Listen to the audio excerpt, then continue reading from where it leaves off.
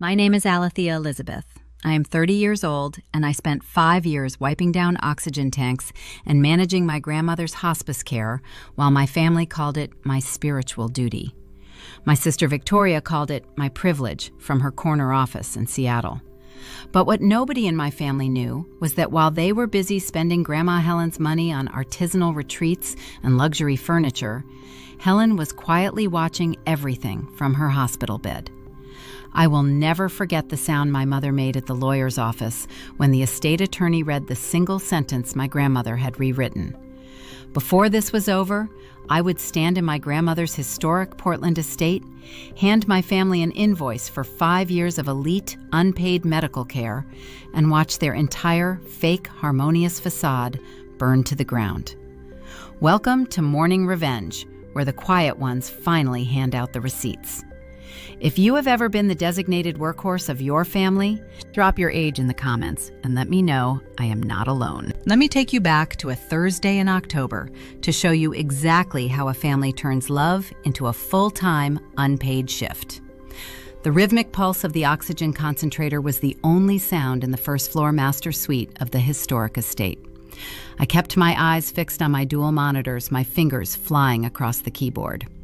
As a senior clinical research coordinator, I was running phase 3 data for a pancreatic oncology trial. Every metric on my screen dictated the future of a breakthrough drug. But my peripheral vision remained locked on the pale, steady rise and fall of my grandmother's chest. Helen was 82. She lay under a hand-stitched quilt, her breathing shallow but consistent. I paused my typing, leaned over, and adjusted the plastic nasal cannula that had slipped slightly from her cheek. I logged her vitals into a private, encrypted spreadsheet on my phone.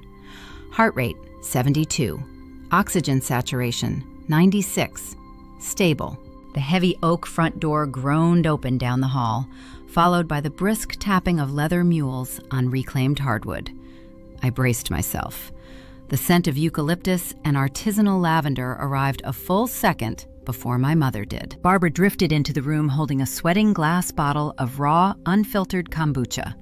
She wore an imported linen tunic, the unofficial uniform of Portland's affluent, wellness-obsessed elite.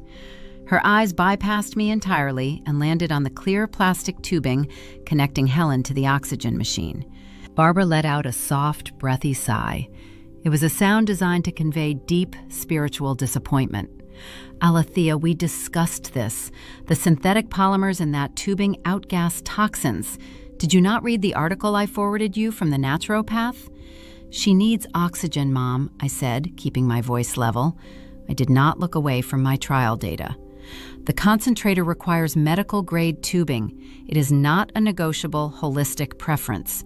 Barbara placed the kombucha on the mahogany nightstand, careful to use a cork coaster. It is about intention, darling. Healing is vibrational.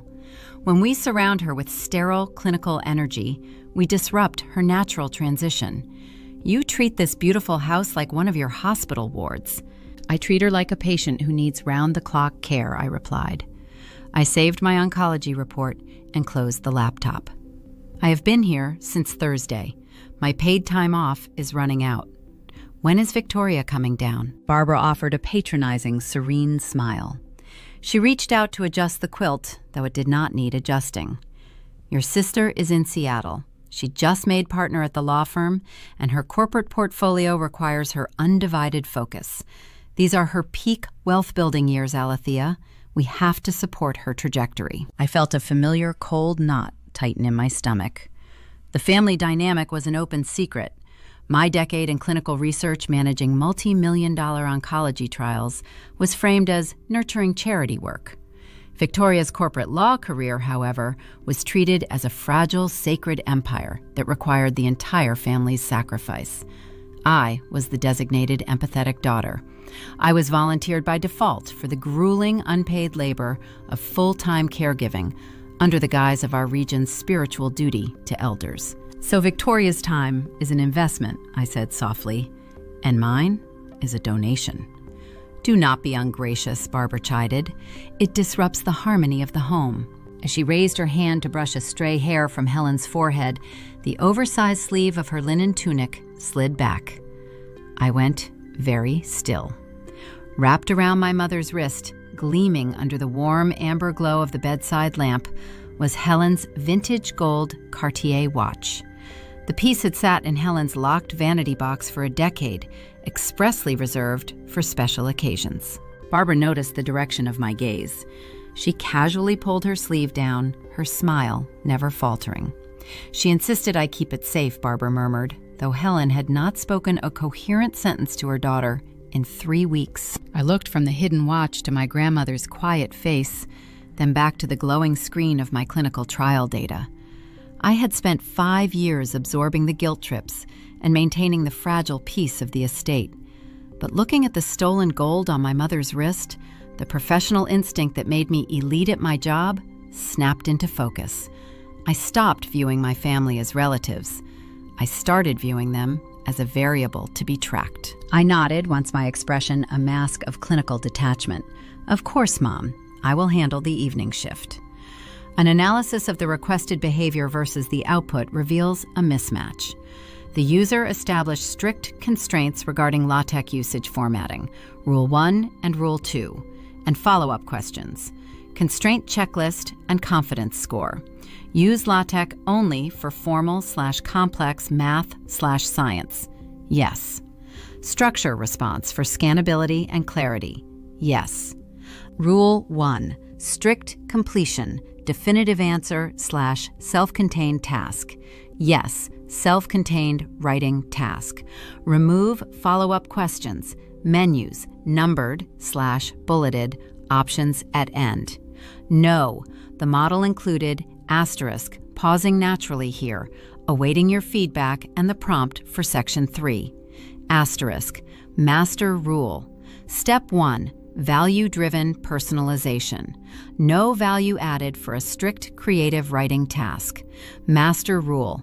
Step 2. Strict selection. NA. Master rule. Step 3. Fact grounding.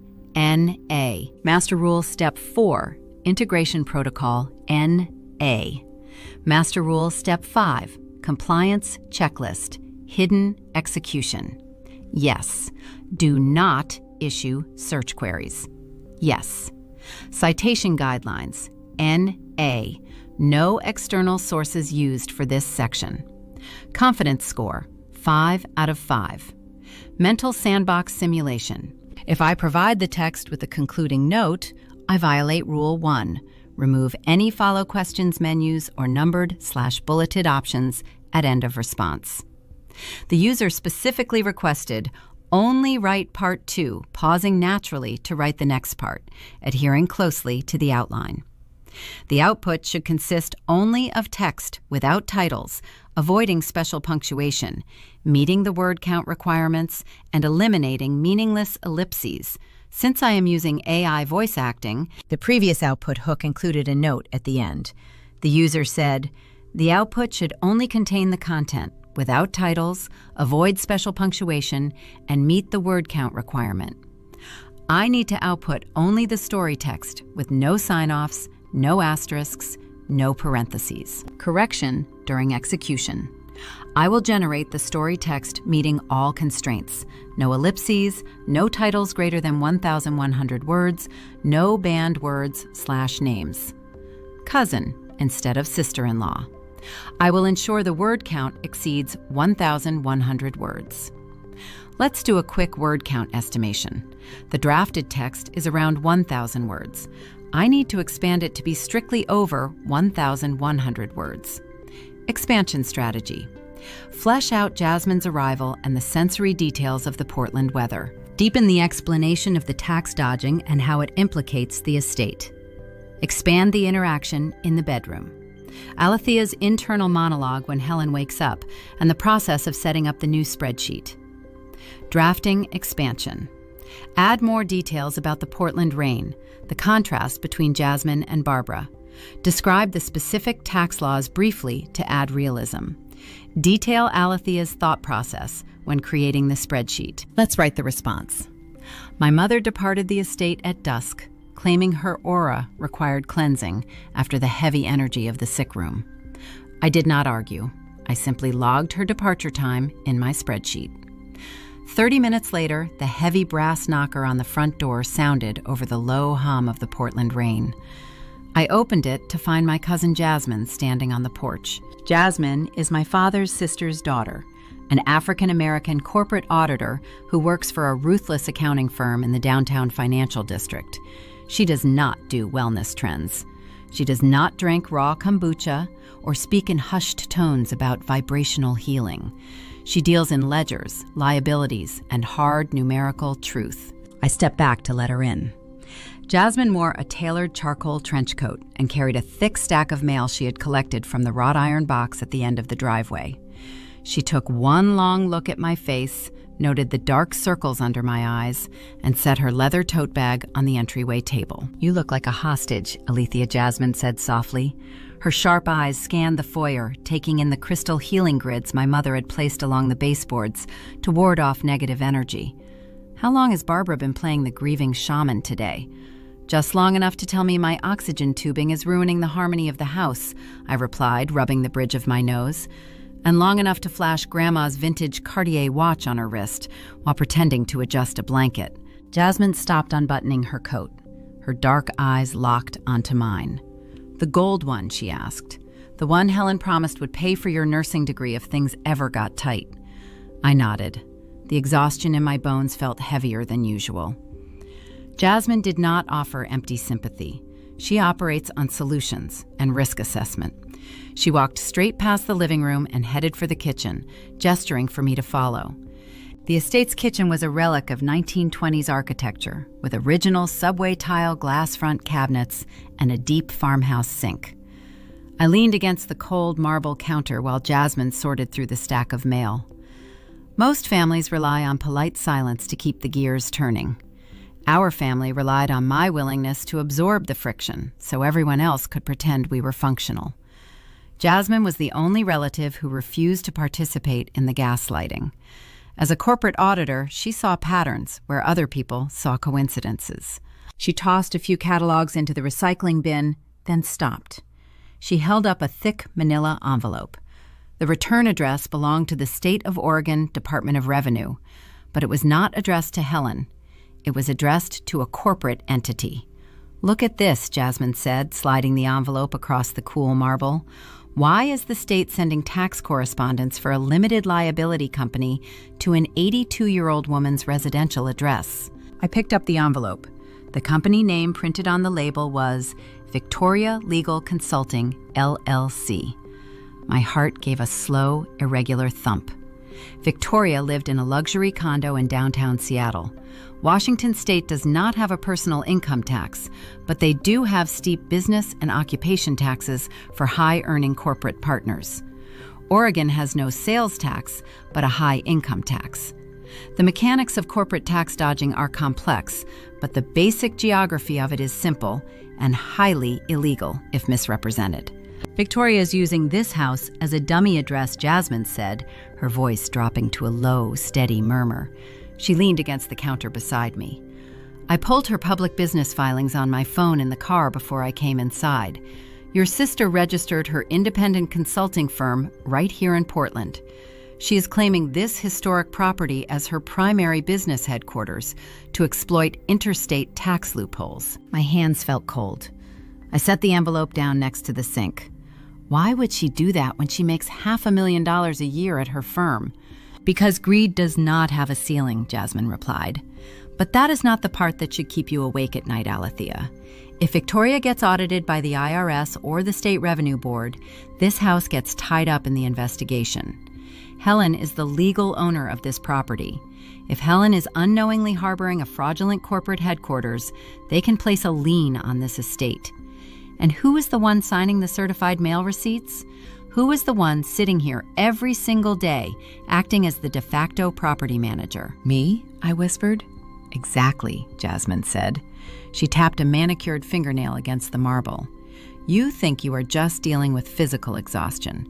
You think your mother and your sister are merely taking advantage of your empathy to save money on a home health aid. You are wrong. You are sitting in the middle of a liability minefield. They are not just using your time, Alethea. They are using your physical presence here to shield their own financial footprint. The air in the kitchen felt suddenly thin. For 5 years, I believed the central conflict of my life was convincing my family to share the caregiving burden. I believed if I just worked harder, if I just proved my devotion, they would eventually step up and recognize my sacrifice. Jasmine's audit of the situation shattered that illusion entirely. My burden shifted in that exact moment from quiet domestic burnout to active legal paranoia. I needed a drink of water. My throat felt like dry paper. I walked to the sink and filled a glass, listening to the hum of the vintage refrigerator. Jasmine watched me, letting the reality of the situation settle over my shoulders. "We need to check on her," I said, finally picking up the glass. We walked back down the long hallway toward the master suite. The house was quiet, insulated by thick plaster walls and decades of history. When we entered the room, the oxygen concentrator was still humming its steady rhythm. Helen lay exactly as I had left her. Her eyes were closed, her breathing was shallow. I approached the bed to check the digital display on the machine. As I reached out to adjust the flow valve, Helen's eyes opened. They were not the cloudy, unfocused eyes of a dying woman. They were sharp, clear, and strikingly lucid. She did not look at the ceiling. She looked directly at me, then shifted her gaze to Jasmine standing at the foot of the bed. "Water," Helen whispered. Her voice was raspy, unused, but the command was deliberate. I slid my arm under her shoulders, supporting her fragile weight, and held the glass to her lips. She took 3 slow sips. When she pulled back, she did not lie down immediately. She looked at Jasmine again. Helen offered a fraction of a nod. It was a microscopic movement, almost imperceptible if you did not know how to read the subtle body language of the elderly. But I spent my life running clinical trials. I knew how to read micro-expressions. That single nod contained volumes. It was not a gesture of polite greeting. It was an acknowledgement of shared intelligence. Helen knew. She knew about the tax documents arriving in the mail. She knew about the Cartier watch on Barbara's wrist. She was lying in this bed, presumed to be fading into the fog of terminal decline, and she was silently tracking every single violation happening under her roof. Jasmine returned the nod, her face impassive, honoring the silent pact. I laid Helen back against the pillows. She closed her eyes again, letting the mask of frail confusion slip back over her features. I stepped away from the bed, my pulse hammering a new, rapid rhythm against my ribs. I walked out of the suite and returned to my makeshift workstation in the living room. I opened my laptop. The pancreatic oncology trial data was still running in the background. I opened a new encrypted spreadsheet. I did not label it with a diary title. I labeled it Helen Estate Audit Protocol. If my mother and sister wanted to treat my grandmother's life like a corporate asset to be liquidated, they were about to learn what happens when you hand the management over to a senior clinical research coordinator. In my profession, we do not argue with opinions. We destroy them with data. I created columns for dates, times, financial discrepancies, and physical evidence. I logged the arrival of the tax document. I logged the theft of the Cartier watch. I shifted my entire mindset from victimized daughter to forensic investigator. The emotional hurt of their betrayal evaporated, replaced by cold procedural focus. I was no longer just the unpaid nurse. I was the trial manager, and my family was the subject of the study. My phone vibrated on the desk. The screen lit up with an incoming text message from Victoria. The timing was impeccable. The message read, "Alethea, I need you to be available tomorrow morning between 9 and 11. I have a delivery coming to the house, and you must sign for it personally. Do not mess this up. It is highly sensitive." I stared at the screen. The trap was already baiting itself. I typed back a single word confirming her request. I did not know what was arriving on a delivery truck tomorrow morning, but I knew it was going to be the first piece of hard evidence in my new ledger. I opened a new encrypted spreadsheet on my laptop and named it Helen Estate Audit Protocol. In my profession, a clinical trial is only as strong as its baseline data. I needed to establish the baseline of my own exploitation. I created 4 primary columns: date, time, incident description, financial impact. I started the process by logging my own labor. I documented the exact date my unpaid leave from the oncology center began. I entered my hourly rate as a senior clinical coordinator. I multiplied that number by 24 hours a day, 7 days a week. The figure that populated in the total column was stark and undeniable. I was providing elite medical care for free, while my family sold me a story about spiritual duty. I stopped fighting the ghost of family harmony and started collecting hard data. I recorded the daily sponge baths. I logged the precise 2-hour intervals where I physically lifted and turned my grandmother's frail body to prevent pressure ulcers. My lower back ached constantly. My hands were dry and cracked from endless cycles of antibacterial soap. I bought sterile saline heavy barrier creams and specialized liquid nutrition using my own personal checking account because the petty cash drawer in the kitchen was perpetually empty. Every time I swiped my debit card at the local pharmacy, I saved the paper receipt.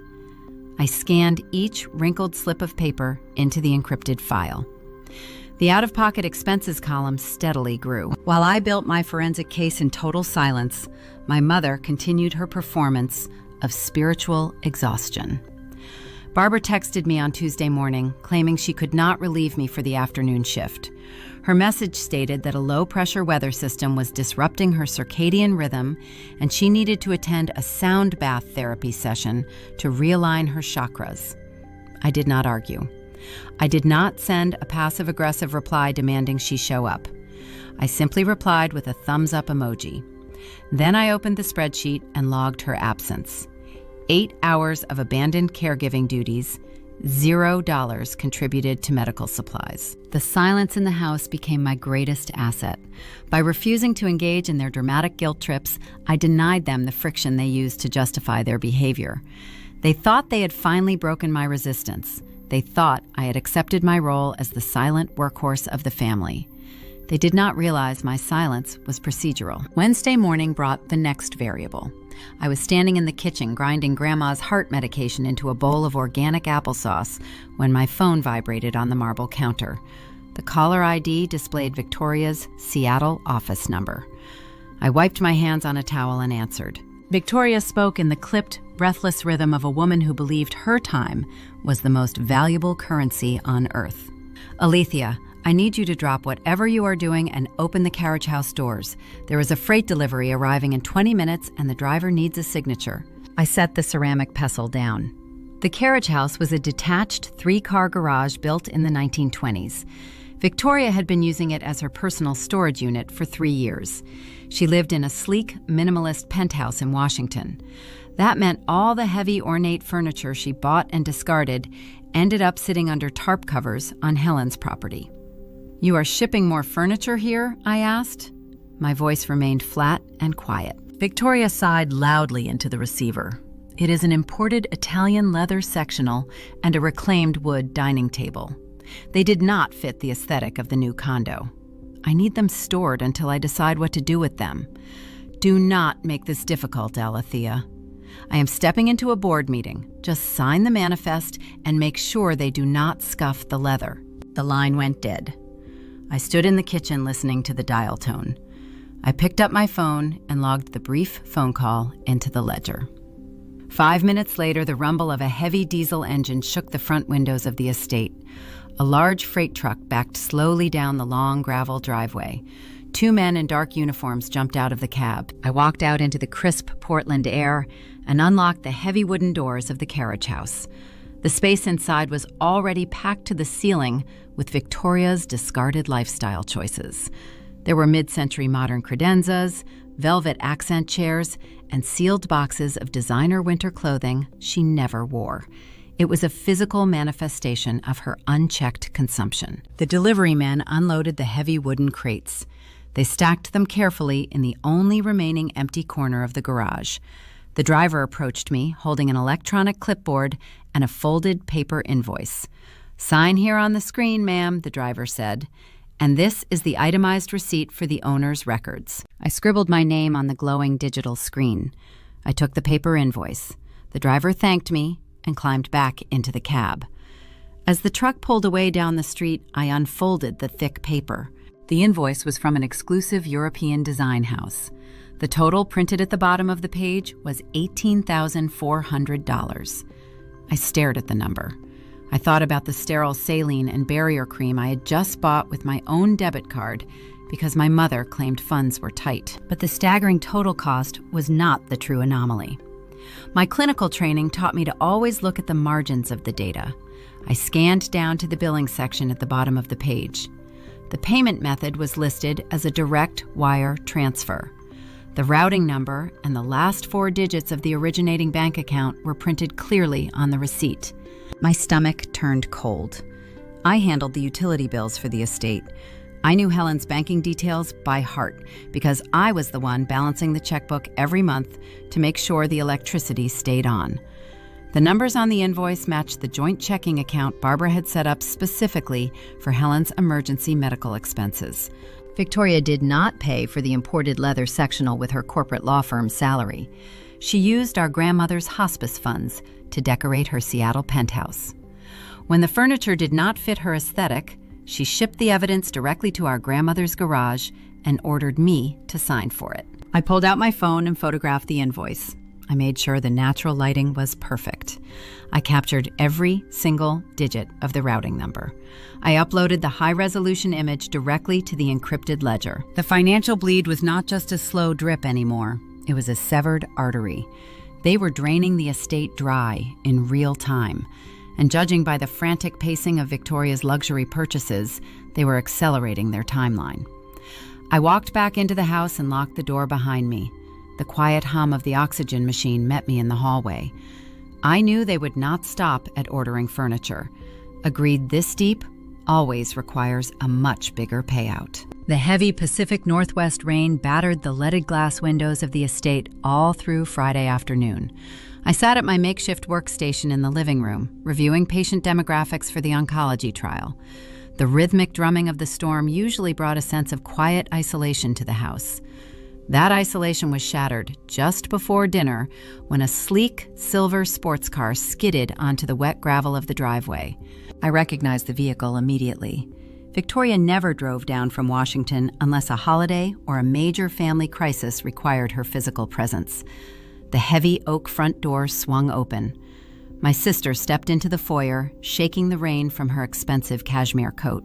Victoria built her entire persona around projecting untouchable corporate success. She normally wore immaculate tailored suits and carried herself with the sharp, rigid posture of a woman who commanded expensive hourly billing rates. Today, however, her appearance was strategically chaotic. Her hair was damp and unstyled. Her eyes were wide and framed by faint dark circles that looked suspiciously like smudged makeup. She carried a thick leather briefcase clutched tightly against her chest. Barbara materialized from the kitchen, holding a mug of steeped dandelion root tea. My mother rushed forward the moment she saw Victoria's calculated distress. "My darling, what is wrong?" Barbara asked, setting her mug on the credenza and wrapping her arms around her eldest daughter. Victoria let out a shaky, theatrical breath. "Everything is falling apart, Mom. The new tech venture is drowning." I remained seated at my desk watching the performance unfold. 2 years ago, Victoria leveraged her corporate law connections to launch a boutique tech startup in Seattle. She built an automated legal consulting platform for high-net-worth clients. It was the reason she set up the dummy corporation at our grandmother's address to shield her initial venture capital from state taxes. The startup was supposed to make her a tech millionaire before she turned 35. "I need to see Grandma Victoria," whispered, her voice trembling with manufactured panic. "We have to talk to her right now. It is an emergency." Barbara nodded solemnly as if Victoria had just announced a spiritual awakening. She took Victoria's arm and guided her down the long hallway toward the master suite. I stood up and followed them. I did not ask for permission to join the meeting. My digital ledger was open on my laptop, and I knew another major entry was about to occur. The master bedroom was dim. The amber glow of the bedside lamp cast long shadows across the hand-stitched quilt. Helen lay in the center of the mattress, looking incredibly small. The oxygen concentrator hummed its steady mechanical rhythm. Victoria approached the edge of the bed and dropped to her knees. She placed her hands over Helen's frail fingers. "Grandma, wake up," Victoria murmured, letting a single, calculated tear slip down her cheek. "I need your help." Helen's eyelids fluttered open. She looked at Victoria with a soft, blank expression. "What is it, dear?" Helen asked. Her voice was thin and raspy. "Is it time for breakfast?"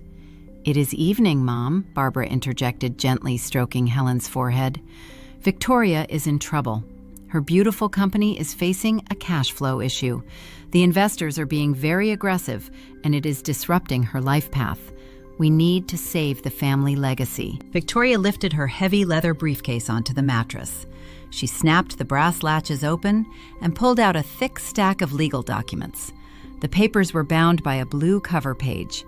Even from the doorway, I recognized the format of banking paperwork. "It is just a temporary bridge loan," Grandma Victoria said, wiping her eyes. "I have a home equity line of credit application right here. We just need to borrow against the equity in this house. It is perfectly safe. My startup will secure Series B funding by next quarter, and I will pay the balance off immediately. If I do not get this injection of capital by Monday morning, I lose everything." My pulse slowed to a cold, steady beat. The historical estate was fully paid off. It was worth millions of dollars in the current Portland housing market. Victoria was not asking for a small personal favor. She was asking our 82-year-old grandmother to leverage her only remaining asset to fund a failing tech startup. If Victoria defaulted on the equity line, the bank would foreclose on the property.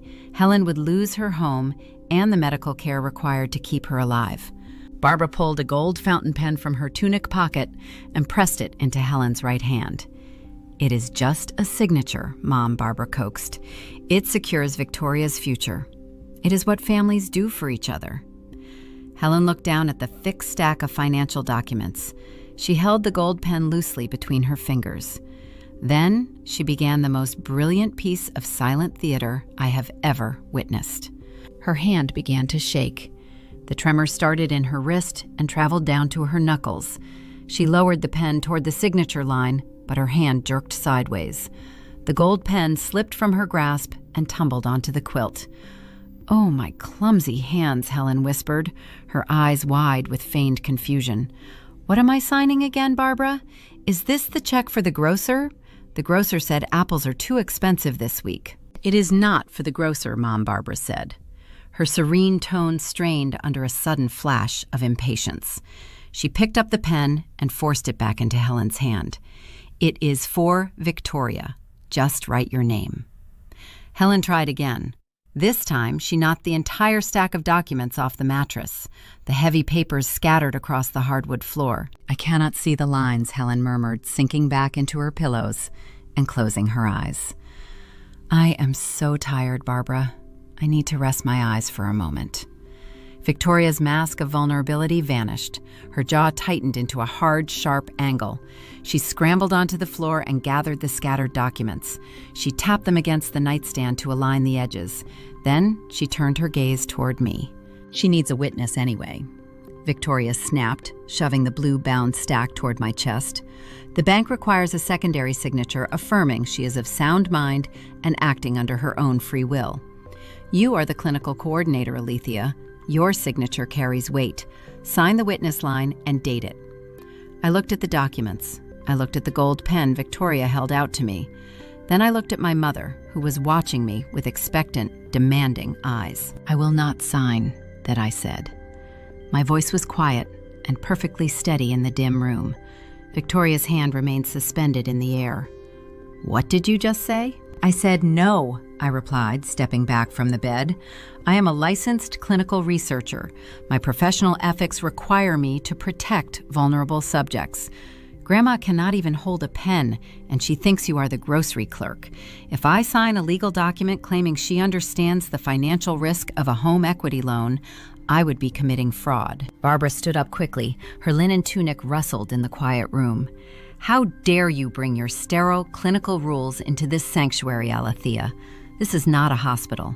This is a family. Your sister is drowning, and you are standing there quoting procedure? You are disrupting the spiritual harmony of this entire home. I am protecting the patient, I said, maintaining eye contact with my mother. You want to mortgage the roof over her head to save a failing software company.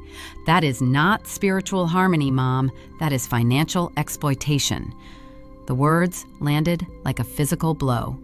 Barbara gasped, pressing a hand to her chest. You are a cold, rigid girl, Barbara hissed. You have lived in Portland your entire life, and you have learned absolutely nothing about community or compassion. You have no empathy. If empathy means letting you bankrupt a dying woman, then you are right, I answered. I folded my arms across my chest. I have none. Victoria slammed the documents back into her leather briefcase. She snapped the latches shut with a sharp, metallic crack. You are going to regret this, Alethea, Victoria said. Her voice was low and vibrating with genuine fury. When I lose my company because of your stubborn, self-righteous ethics, I am going to hold you personally responsible. I did not flinch. You can hold me responsible all you want, Victoria, but you are not holding the deed to this house. Victoria shoved past me in the doorway. Her shoulder hit my arm hard enough to leave a bruise, but I did not step aside. I listened to her heavy footsteps march down the hallway. The front door opened and slammed shut with enough force to rattle the antique windows.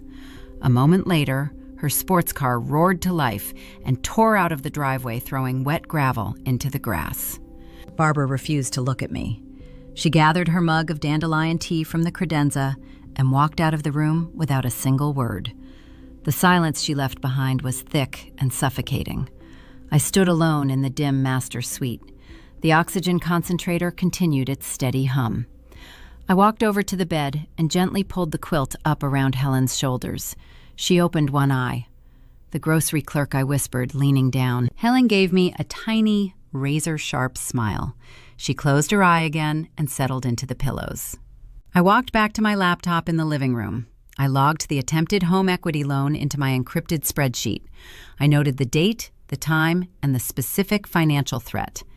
Victoria left empty-handed today, but desperate people do not surrender. They simply escalate their tactics. And judging by the rage in my sister's eyes, she was going to return with something much worse than a loan application. The weekend passed in a tense, suffocating silence. The heavy rain continued to wash over the Portland estate, leaving the historic grounds soaked and quiet. Barbara avoided my gaze, spending her days meditating in the sunroom and burning imported sage to clear what she called the toxic hostility of the house. She did not offer to help with the oxygen tanks. She did not ask about Helen's vitals. Victoria remained in Seattle, ignoring my text messages regarding the grocery delivery. I used the isolation to update my encrypted digital ledger. Every missed shift, every ignored request, and every passive-aggressive comment went straight into the spreadsheet. Monday morning arrived with a sharp ping from my laptop. I was sitting at the kitchen island, reviewing patient consent forms for my clinical trial, when a calendar invite appeared on my screen. The sender was Victoria Legal Consulting, LLC. The subject line read, Mandatory Family Alignment Meeting. The attached link was for a secure video conference scheduled to begin in 10 minutes. My clinical training kicked in. A sudden, formal meeting meant a change in protocol. I closed my trial data, opened a blank document to take notes, and clicked the video link. The screen split into 3 squares. My own face stared back at me in the bottom corner, pale and exhausted under the harsh kitchen lighting. The top left square displayed Victoria. She was back in her natural habitat. She sat in her sleek Seattle penthouse wearing a tailored navy blazer, her hair pulled back into a severe professional knot. She sipped a shot of espresso from a ceramic cup. The panic and manufactured tears from Friday were gone. She looked calculated and dangerous. The top right square flickered to life. Barbara appeared, sitting in the estate's sunroom just down the hall from me. She wore a woven hemp sweater and held a steaming mug of herbal tea. Even through the digital distortion, her serene, condescending smile made my jaw tighten. Alethea, Barbara began, her voice dripping with artificial warmth. Thank you for joining us. We wanted to have a restorative conversation about Grandma's journey. I kept my hands resting flat on the marble counter. What about her journey, Mom? Victoria set her espresso cup down. She leaned toward her webcam, taking control of the narrative with the practiced ease of a corporate litigator. "We are stepping in, Alethea. Friday night made it painfully clear that the situation here has degraded beyond your ability to manage. You are too close to the situation. Your emotional attachment is clouding your judgment and putting Helen at risk." My heart executed a slow, heavy thud against my ribs. "I am managing her care perfectly," I replied, keeping my tone flat. "Her oxygen saturation is stable, her nutrition is tracked. You are the ones trying to mortgage her roof." "That is exactly the kind of hostility we are talking about," Barbara sighed, placing a hand over her heart. "You are carrying so much dark energy, darling. It is preventing you from seeing the truth. Your grandmother is fading." She did not even recognize Victoria on Friday. She thought a legally binding financial document was a grocery list. Her mind is slipping away, and it is our spiritual duty to protect her from her own decline. The trap sprang shut. I realized instantly why Victoria had pushed the home equity loan so hard, and why she had demanded I act as a witness to Helen's feigned confusion. The loan was never the actual goal. It was a stress test. They needed a documented incident of cognitive failure to justify their next move. "We are petitioning the state of Oregon this week," Victoria stated. Her voice was pure ice. "We are filing for a full medical and financial conservatorship. The court will declare Helen legally incompetent due to advanced dementia. As her eldest granddaughter and a practicing attorney, I will be granted full power of attorney to manage her estate." The air in the kitchen grew thin. A conservatorship was not a mere shift in responsibilities. It was a total legal erasure of a human being. If the state granted their petition, Helen would lose the right to make her own medical decisions. She would lose control of her bank accounts. She would lose the legal right to decide where she lived. Victoria would own her life on paper. "What exactly does managing her estate entail?" I asked. My fingers hovered over the keyboard, ready to type every single word they said. Barbara smiled, a tragic, martyred smile. "We have to think about her long-term transition, Alethea. This house is too large. The stairs are a hazard. The energy is stagnant. Victoria has found a wonderful managed care community on the outskirts of the city. It is very practical. Once we transition her there, Victoria can liquidate this property. The proceeds will ensure Grandma has a roof over her head, and the remainder will be properly invested to secure the family legacy." They were going to sell the historic estate to fund Victoria's failing software company. My clinical experience managing oncology wards meant I knew exactly what kind of facility Victoria considered practical. It would not be a luxury private suite. It would be a state-funded, linoleum nightmare smelling of industrial bleach and boiled vegetables. It would be understaffed by overworked aides who did not have the time to check oxygen tubing or apply barrier creams. Helen was 82 years old and accustomed to the quiet dignity of her own home. If they forced her into a cheap institutional bed, the shock and neglect would kill her in less than a month. They were not plotting a financial transition. They were plotting a death sentence. "You cannot do this," I said. The quiet fury in my voice finally bled through the professional restraint. "You have no medical proof of her decline. You have a single staged interaction where she dropped a pen." "We do not need much," Alethea Victoria countered, adjusting her blazer. Oregon courts lean heavily toward protecting elders from themselves. Barbara is her daughter, and I am an officer of the court. We will attest to her erratic behavior. We will mention your refusal to cooperate with standard financial planning. The judge will grant a temporary emergency conservatorship within days. You need to pack your things and prepare to vacate the premises by the end of the month." My phone vibrated on the counter next to my laptop, the screen illuminated with a text message from my cousin Jasmine. Jasmine knew about the mandatory family meeting. I had texted her the calendar invite the moment I received it. As a corporate auditor, she understood the mechanics of hostile takeovers better than anyone. I glanced down at the glowing screen while Victoria continued to lecture me about the legal process of property liquidation. The text message from Jasmine was brief and cited specific civil codes. "Check Oregon Revised Statutes, Chapter 125, the message read. A judge will not grant a permanent conservatorship based solely on family testimony if it is contested. They require an independent physician's evaluation to prove actual cognitive incapacity. Do not argue with them on the video call. Let them think they have cornered you. Your digital ledger is your legal shield. We need a doctor. I read the text twice. A sudden, sharp clarity washed over my panic. Jasmine was right. Victoria was using aggressive legal jargon to intimidate me into surrendering, assuming my medical background did not cover probate law. They thought I was just a tired, burnt-out nurse who would fold under the threat of a courtroom battle. They did not realize my encrypted clinical notes were no longer just a venting mechanism for my domestic frustration. The Helen Estate Audit Protocol was a comprehensive, time-stamped evidentiary record of their neglect and financial exploitation. More importantly, it documented my unbroken daily presence as the sole competent caregiver. I looked back at the screen. Barbara was sipping her tea, looking incredibly pleased with the spiritual harmony of her hostile takeover.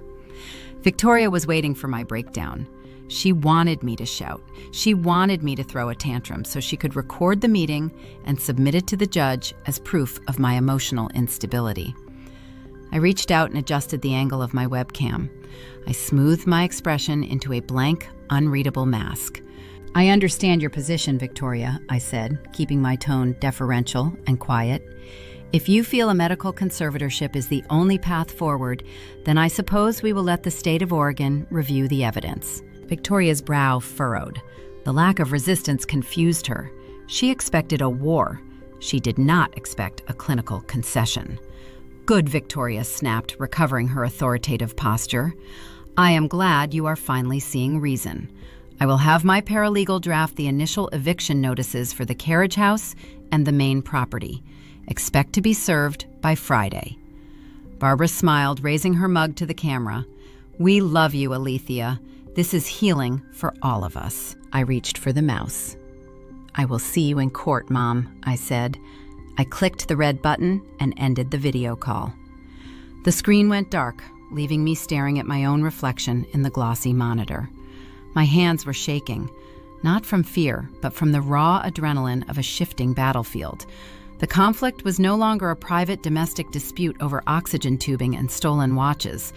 We had entered the arena of life or death legal warfare. I picked up my phone and opened my contacts. I scrolled past my family members and located a specific number from my hospital network. Dr. Aris Thorne was the top independent geriatric psychiatrist in the Pacific Northwest. He consulted on my most complex oncology trials regarding patient competency. He was brilliant, ruthless in his assessments, and impervious to family drama. Victoria and Barbara wanted to play a legal game using Helen's cognitive capacity as the prize. They were about to discover what happens when you challenge a clinical trial manager to a battle of medical documentation. I hit the call button and raised the phone to my ear, already drafting the counterstrike in my mind. Barbara packed her woven hemp duffel bag on Wednesday morning. She announced her departure for a 4-day, silent, holistic retreat in the Cascade Mountains. The restorative journey cost $3,000. She charged the entire amount to the joint checking account designated for Helen's emergency medical expenses. I did not blink. I stood in the foyer and watched her adjust her oversized linen scarf. I simply logged the fraudulent transaction into my encrypted spreadsheet on my phone while helping her carry an organic yoga mat to her hybrid vehicle. As soon as her car disappeared down the long gravel driveway, the atmosphere inside the historic estate shifted. The heavy, suffocating tension evaporated into the crisp Portland air. I locked the solid mahogany front door and pulled out my phone. The defensive phase of my caregiving protocol was over. It was time to go on the offensive. I contacted Dr. Aris Thorne. As a leading independent geriatric psychiatrist in the Pacific Northwest, he commanded a premium consulting fee. He usually booked months in advance. But my hospital connections and my role as a senior clinical trial manager gave me direct access to his private line. I explained the impending conservatorship threat and the specific legal parameters Victoria planned to use. He understood the urgency of a hostile probate maneuver. He agreed to conduct a private house call that same afternoon. Dr. Thorne arrived at noon. He walked into the foyer carrying a weathered leather medical bag. He brought his clinical assistant, Clara, who also carried a state-issued notary seal. Dr. Thorne did not wear a white coat. He wore a tailored charcoal suit that stood in stark contrast to the faux spiritual decor my mother had scattered throughout the house. I led them down the hallway toward the master suite. I opened the bedroom door, anticipating the familiar sight of my grandmother resting weakly against her pillows. Instead, Helen was sitting upright. The hand-stitched quilt was folded neatly across her lap. She reached up and pulled the plastic oxygen cannula from her nose, placing it on the nightstand. "I only wear that synthetic tubing when Barbara is in the room," Helen said. Her voice was thin but steady and laced with a dry, biting wit. "It makes your mother feel important to hover over a dying woman. I am old, Alethea, but my lungs work just fine without a machine." I stopped at the foot of the bed. I felt a slow, creeping realization wash over me. Helen had been acting. She had been playing the role of the frail, fading matriarch to pacify my mother's obsessive need for control. Dr. Thorne stepped forward and introduced himself. He pulled a chair up to the bedside and opened his leather bag. "We are here to conduct a comprehensive cognitive and executive function evaluation, Helen," he explained gently. "Your family intends to petition the state to declare you legally incapacitated. We need to establish a medical baseline." "Let us begin," Helen replied, resting her hands on her lap. The evaluation started with standard neurological protocols. Dr. Thorne administered the Montreal Cognitive Assessment. He asked Helen to recall a sequence of 5 random words: face, velvet, church, daisy, red. He asked her to draw a clock face reading 10 minutes past 11. He instructed her to count backward from 100 by intervals of 7. Helen did not hesitate. She recited the numbers in a rapid, flawless cadence. She drew the clock with sharp, steady lines.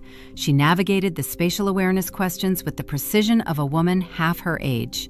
She aced every single metric on the clinical exam, proving her mind was flawlessly intact. Dr. Thorne nodded, making notes on his encrypted tablet.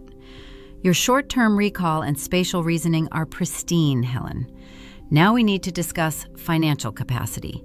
A judge will want to know if you understand the scope of your assets and how they are managed. Can you tell me who currently handles your banking?" Helen offered a small, razor-sharp smile.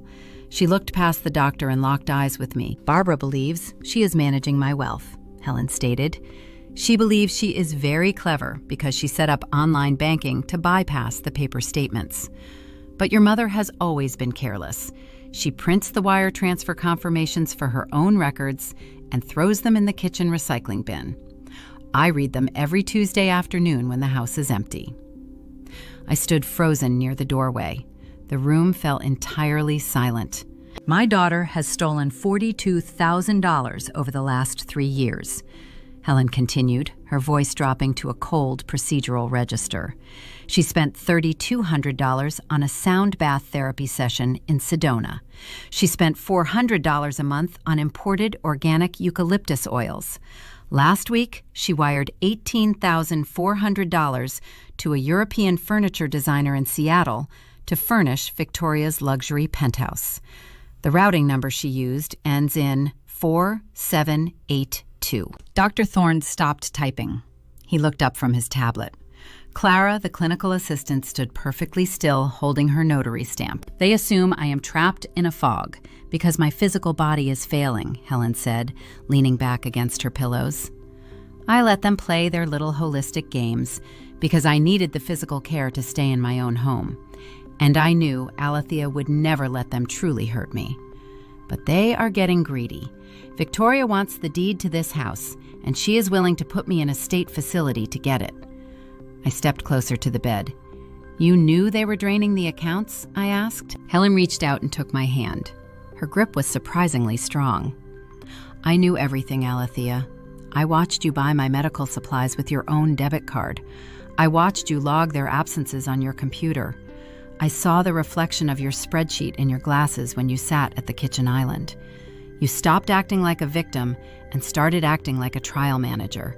You built the evidence. Now we are going to use it." Dr. Thorne cleared his throat. He set his tablet aside and pulled a thick stack of legal paper from his leather bag. He uncapped a fountain pen. "I have evaluated thousands of geriatric patients throughout my career," Dr. Thorne said, looking directly at Helen. "You possess the highest level of executive function I have witnessed in a decade. You are of pristine, sound mind. You understand your financial liabilities, and you clearly recognize the fraudulent actions taken against you." He drafted the medical evaluation summary on the spot. He wrote a binding legal affidavit stating unequivocally that Helen was mentally competent, free from cognitive decline, and fully capable of directing her own medical and financial affairs. He signed the bottom line with a swift, heavy stroke. Clara stepped forward and applied the official state notary seal. The heavy metallic thud of the stamp echoed in the quiet bedroom. The dynamic of the household shifted permanently in that single moment. The defensive panic that had choked me for 5 years vanished. We were no longer two isolated women hiding from a toxic family. We were an active, unified front, armed with undisputed medical evidence. Dr. Thorne handed me the notarized affidavit. "Keep this secure," he advised, packing his leather bag. "If your sister files a conservatorship petition, this single piece of paper will destroy her case before a judge even hears opening arguments." I thanked him and escorted him to the front door. When I returned to the master's suite, Helen was sitting up, looking out the window at the rain-soaked gardens. The mask of confusion was gone. The sharp, calculating matriarch of the family had returned. I folded the heavy paper and placed it inside a waterproof envelope. I left the estate an hour later and drove straight to the financial district in downtown Portland. I walked into the subterranean vault of my private bank and rented a steel safety deposit box. I placed the notarized affidavit inside the cold metal drawer and turned the brass key. I locked my mother's and sister's destruction inside a vault they did not even know existed. When I returned to the estate, the rain had finally stopped. I walked into the bedroom to check on Helen. She was waiting for me. "We have the medical shield," Helen said quietly. "Now we need the sword. Tomorrow morning you are driving me downtown again, Alethea. We are going to find the most ruthless estate attorney in this city, and we are going to rewrite history before your mother gets home from her silent retreat." Thursday morning arrived with cold, crisp sunlight piercing through the heavy clouds. Barbara was on day 2 of her silent, holistic mountain retreat. Victoria was in Seattle running her dummy corporation and hiding from her failing startup investors. The historic Portland estate was empty and profoundly quiet. I walked into the master suite and helped Helen dress in a tailored wool blazer she had not worn in nearly 3 years. She looked physically frail, but her eyes were bright with a calculated, sharp purpose. We bypassed the oxygen concentrator entirely. I guided her out the front door, settled her into the passenger seat of my car, and we drove out of the tree-lined neighborhood toward the towering glass and steel skyline of the downtown financial district. Our destination was a high-rise building overlooking the Willamette River. The progressive, eco-conscious culture of the city faded the moment we stepped out of the elevator onto the top floor. The reception area of the law firm was paneled in dark walnut and smoked glass. This was not a holistic sanctuary for spiritual healing. This was a fortress built for elite wealth preservation. We were there to see Silas Montgomery, a senior estate planning litigator renowned for dismantling hostile probate challenges. Silas met us in a sprawling corner conference room that offered a panoramic view of the bridges crossing the river. He wore a severe pinstripe suit and possessed the cold, calculating demeanor of a man who measured family loyalty in tax brackets and billable hours. Helen sat at the polished granite table and slid Dr. Thorne's notarized affidavit across the smooth surface. Silas read the psychiatric evaluation in silence. His eyes tracked the clinical language confirming Helen's pristine mental acuity. When he finished reading, he folded his hands over the document and offered a faint approving nod. "Your daughter and granddaughter are preparing a conservatorship petition. Silas stated correctly, deducing the context of the medical paperwork. They intend to declare you legally incapacitated to force a liquidation of your real estate assets. Victoria is a corporate attorney, Helen replied, her voice steady and clear in the echoing room. She knows the probate courts in Oregon are heavily backlogged. She assumes if I die with a standard will, she can tie the estate up in litigation for years until Alethea runs out of money to fight her. I want to bypass probate entirely. I want the transfer of my assets to be immediate, ironclad, and untouchable. Silas leaned back in his heavy leather chair. He looked at me, then back to Helen. A standard last will and testament is a public document. It invites contests from disgruntled heirs and provides a battleground for toxic families. If we want to sever Victoria's legal standing, we need to utilize a different architecture. He outlined the strategy with surgical precision. Helen would execute an irrevocable living trust. By placing the historic Portland estate and all remaining liquid assets inside the trust, the property technically ceased to belong to Helen as an individual. It belonged to the legal entity shielding it from any standard probate interference. Furthermore, Silas continued sliding a blank legal pad toward himself. We will file a transfer on death deed for the primary residence. The moment your passing is certified, the deed automatically transfers full ownership to Alethea. Victoria will not even have the opportunity to contest the home in probate court because the house will never enter the probate system. It skips the judicial process entirely. Helen turned to me. Show him the ledger, Alethea. I opened my laptop.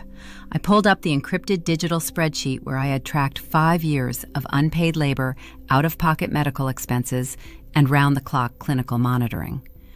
I turned the screen toward Silas. The litigator adjusted his silver-rimmed glasses and scrolled through the thousands of logged hours.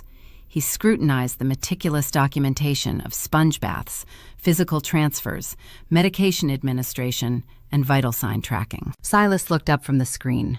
A genuine spark of predatory respect flashed in his dark eyes. You are a senior clinical research coordinator. Yes, I answered. You have treated this caregiving arrangement as a documented medical contract, Silas murmured, doing rapid mental math. He picked up his gold pen and began writing figures on his legal pad.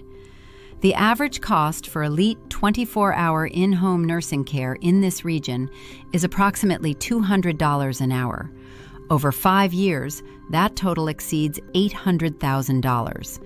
When you factor in your out-of-pocket medical supplies and the opportunity cost of your suspended clinical career, the sum eclipses the current market value of the estate. He pushed the legal pad toward Helen. We are not going to structure this property transfer as an inheritance or a familial gift. Gifts can be challenged in court under the guise of undue influence. We are going to structure the irrevocable living trust as a formalized payment for a debt. I felt a cold rush of adrenaline. Silas was recategorizing my 5 years of silent suffering into an impenetrable fortress of contract law. The transfer of the estate will be legally coded as retroactive compensation for services rendered, Silas explained, his voice sharp and definitive. Helen is settling a monumental outstanding invoice for half a decade of elite clinical care. Victoria cannot challenge a legal debt repayment. If she attempts to sue the estate for her inheritance, she will find an empty vault, and she will be legally obligated to cover Alethea's unpaid nursing invoices first. She would literally owe you hundreds of thousands of dollars. Helen smiled. It was a cold, brilliant expression. Draft it, she commanded. The paralegals moved swiftly. Within 2 hours, the towering stack of legal architecture was printed and bound. Helen signed the irrevocable living trust. She signed the transfer on death deed.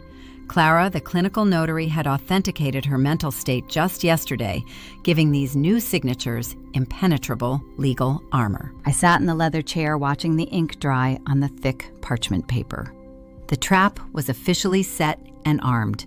Victoria's defeat was already sealed in a subterranean vault and bound by state law. My mother and sister were plotting to steal an empire that no longer existed. Silas gathered the signed documents and placed them into a secure, fireproof folder.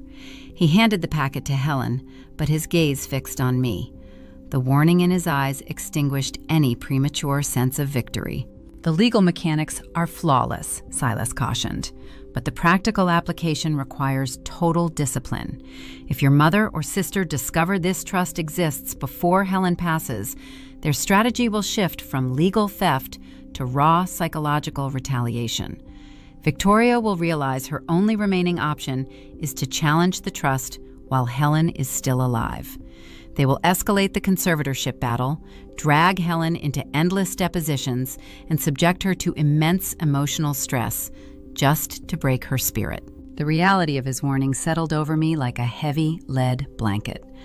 The paperwork protected the property, but it did not protect my grandmother from the immediate physical and emotional toll of a bitter family war. To protect Helen's remaining peace, the charade had to continue. I had to drive back to the historic estate. I had to put the synthetic oxygen tubing back on Helen's face. I had to go back to being the exhausted, silent, abused workhorse of the family. I had to endure my mother's faux spiritual lectures and my sister's corporate bullying, knowing I held the winning hand and never letting a single trace of that victory show on my face. We left the law firm and descended into the bustling Portland streets. The ride back to the estate was quiet. I guided Helen back into her bed, tucked the quilt around her shoulders, and hooked the oxygen concentrator back up. The rhythmic pulse of the machine filled the room once again. The legal shield was built, but the financial audit was only half finished. Victoria had funneled $18,000 for furniture, and Barbara had skimmed $42,000 for retreats. But those numbers were merely the surface transactions. I pulled my phone from my pocket and sent a secure text message to my cousin, Jasmine. I needed her corporate accounting skills to dig deeper into the joint checking account. If we were going to let my family walk into a trap, I needed to know exactly how much stolen money they were carrying when the floor finally dropped out from under them. Jasmine arrived at the estate on Friday evening. The heavy Portland rain had returned, drumming a steady rhythm against the leaded glass windows. My mother was still isolating herself in the Cascade Mountains on her expensive silent retreat. I unlocked the heavy oak door and let my cousin inside. Jasmine did not bring a raincoat. She carried a heavy silver briefcase containing the proprietary auditing hardware she used for her downtown corporate firm. We bypassed the living room and set up our workspace on the expansive dining table. The mahogany surface was usually reserved for my mother's performative holiday dinners. Tonight, it became a forensic laboratory. I poured 2 glasses of cold water and set them on coasters. I provided Jasmine with the encrypted digital ledger and the login credentials for Helen's primary retirement accounts. My grandmother had granted me digital access months ago, but I had only used it to monitor the baseline utility drafts. I never possessed the accounting expertise to trace complex internal transfers.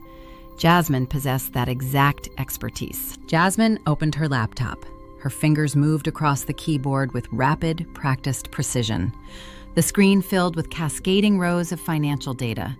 For the first hour, neither of us spoke. The only sound in the room was the clicking of keys and the distant hum of the oxygen concentrator down the hallway. I watched the columns of numbers populate on the bright monitor. My clinical training taught me how to read medical charts and patient demographics. Jasmine knew how to read the hidden architecture of human greed. She ran a cross-reference algorithm, matching the outgoing wire transfers from Helen's retirement fund against the public business registries in Oregon and Washington. "We have a structural anomaly," Jasmine said softly. Her dark eyes remained locked on the glowing screen. "Look at this recurring vendor payment, Alethea." I walked around the table and stood behind her chair. She pointed to a series of monthly drafts labeled as Holistic Wellness and Spiritual Therapeutic Alignment. The payments ranged from $3,000 to $5,000 each. They were billed by a company called Radiant Energy Solutions. "Helen never received any spiritual therapy," I stated. My voice felt tight in my throat. "I administer every single aspect of her physical care. The only holistic items in this house are the organic essential oils Barbara buys for herself." Jasmine nodded. She opened a new browser tab and accessed a commercial database. Radiant Energy Solutions is not a wellness clinic, Jasmine explained. It is a shell corporation. It was registered 12 months ago in the state of Washington. I am pulling the articles of incorporation right now. The document loaded on the screen. The listed managing director of the shell company was Barbara. My mother was billing her own mother's retirement account for phantom medical services. She generated fake invoices for acupuncture, bogus organic supplements, and non-existent energy alignments. She used her position as the designated family spiritual guide to mask raw financial theft under the guise of alternative medicine. But the money trail did not stop in Barbara's bank account. Jasmine traced the routing numbers attached to the shell company. She followed the cash flow through a labyrinth of intermediate transfers. Every single dollar Barbara extracted from the retirement fund was deposited directly into the primary operating account of Victoria Legal Consulting, LLC. The breath left my lungs. The entire ecosystem of our family dynamic clarified into a single, horrifying picture. The toxic favoritism was not just an emotional blind spot. It was a calculated money laundering operation. Barbara was systematically draining the historic estate's liquid assets to prop up Victoria's failing tech startup in Seattle. They engineered a pipeline of stolen cash, and they used my unpaid, grueling labor as the physical cover story. While I bathed Helen and tracked her vital signs, they liquidated her future to fund their own corporate ambitions. The emotional betrayal settled deep in my bones. I felt a cold, heavy realization that my mother and sister never viewed me as a family member. They viewed me as free manual labor, designed to keep their victim alive long enough to drain the accounts dry. Jasmine leaned back in her chair. She rubbed her temples. The theft exceeds $120,000 over the last 12 months, she murmured. They are accelerating the withdrawals. That is why Victoria pushed so hard for the home equity loan last week. The retirement fund is running low. They need to tap the physical equity of the property before the tech startup collapses. Jasmine hit a few more keys. She isolated the miscellaneous personal expenses Barbara had hidden within the shell company ledger. I need you to look at one specific transaction, Alethea, Jasmine said. Her tone was devoid of its usual corporate detachment. It was laced with quiet, fierce anger. She pulled up a digital receipt and expanded the image on the screen. It was a charge for an international luxury airline. The invoice detailed 2 first-class tickets to Cabo San Lucas. The total cost was $8,000. The purchase date was stamped clearly at the top of the invoice. It was the second week of November from the previous year. I stared at the date. The numbers burned themselves into my retinas. Last November, Helen contracted a severe respiratory infection. Her lungs filled with fluid. The hospital recommended a skilled nursing facility, but Barbara refused, claiming the institutional environment would crush Helen's spirit. I was forced to take unpaid leave under the Family and Medical Leave Act. I spent 3 weeks sleeping on the floor next to Helen's bed. I administered breathing treatments every 4 hours. I cleaned soiled linens in the middle of the night. I lost 15 pounds because I barely had time to eat. During that exact same period, Barbara told me she was traveling to a secluded ashram in the desert to meditate and pray for Helen's recovery. She claimed she needed to channel divine healing energy from a distance.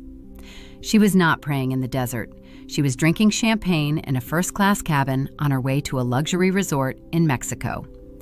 And she paid for the vacation using the very money that should have hired a night nurse to help me keep my grandmother alive. I reached out and touched the edge of the mahogany table.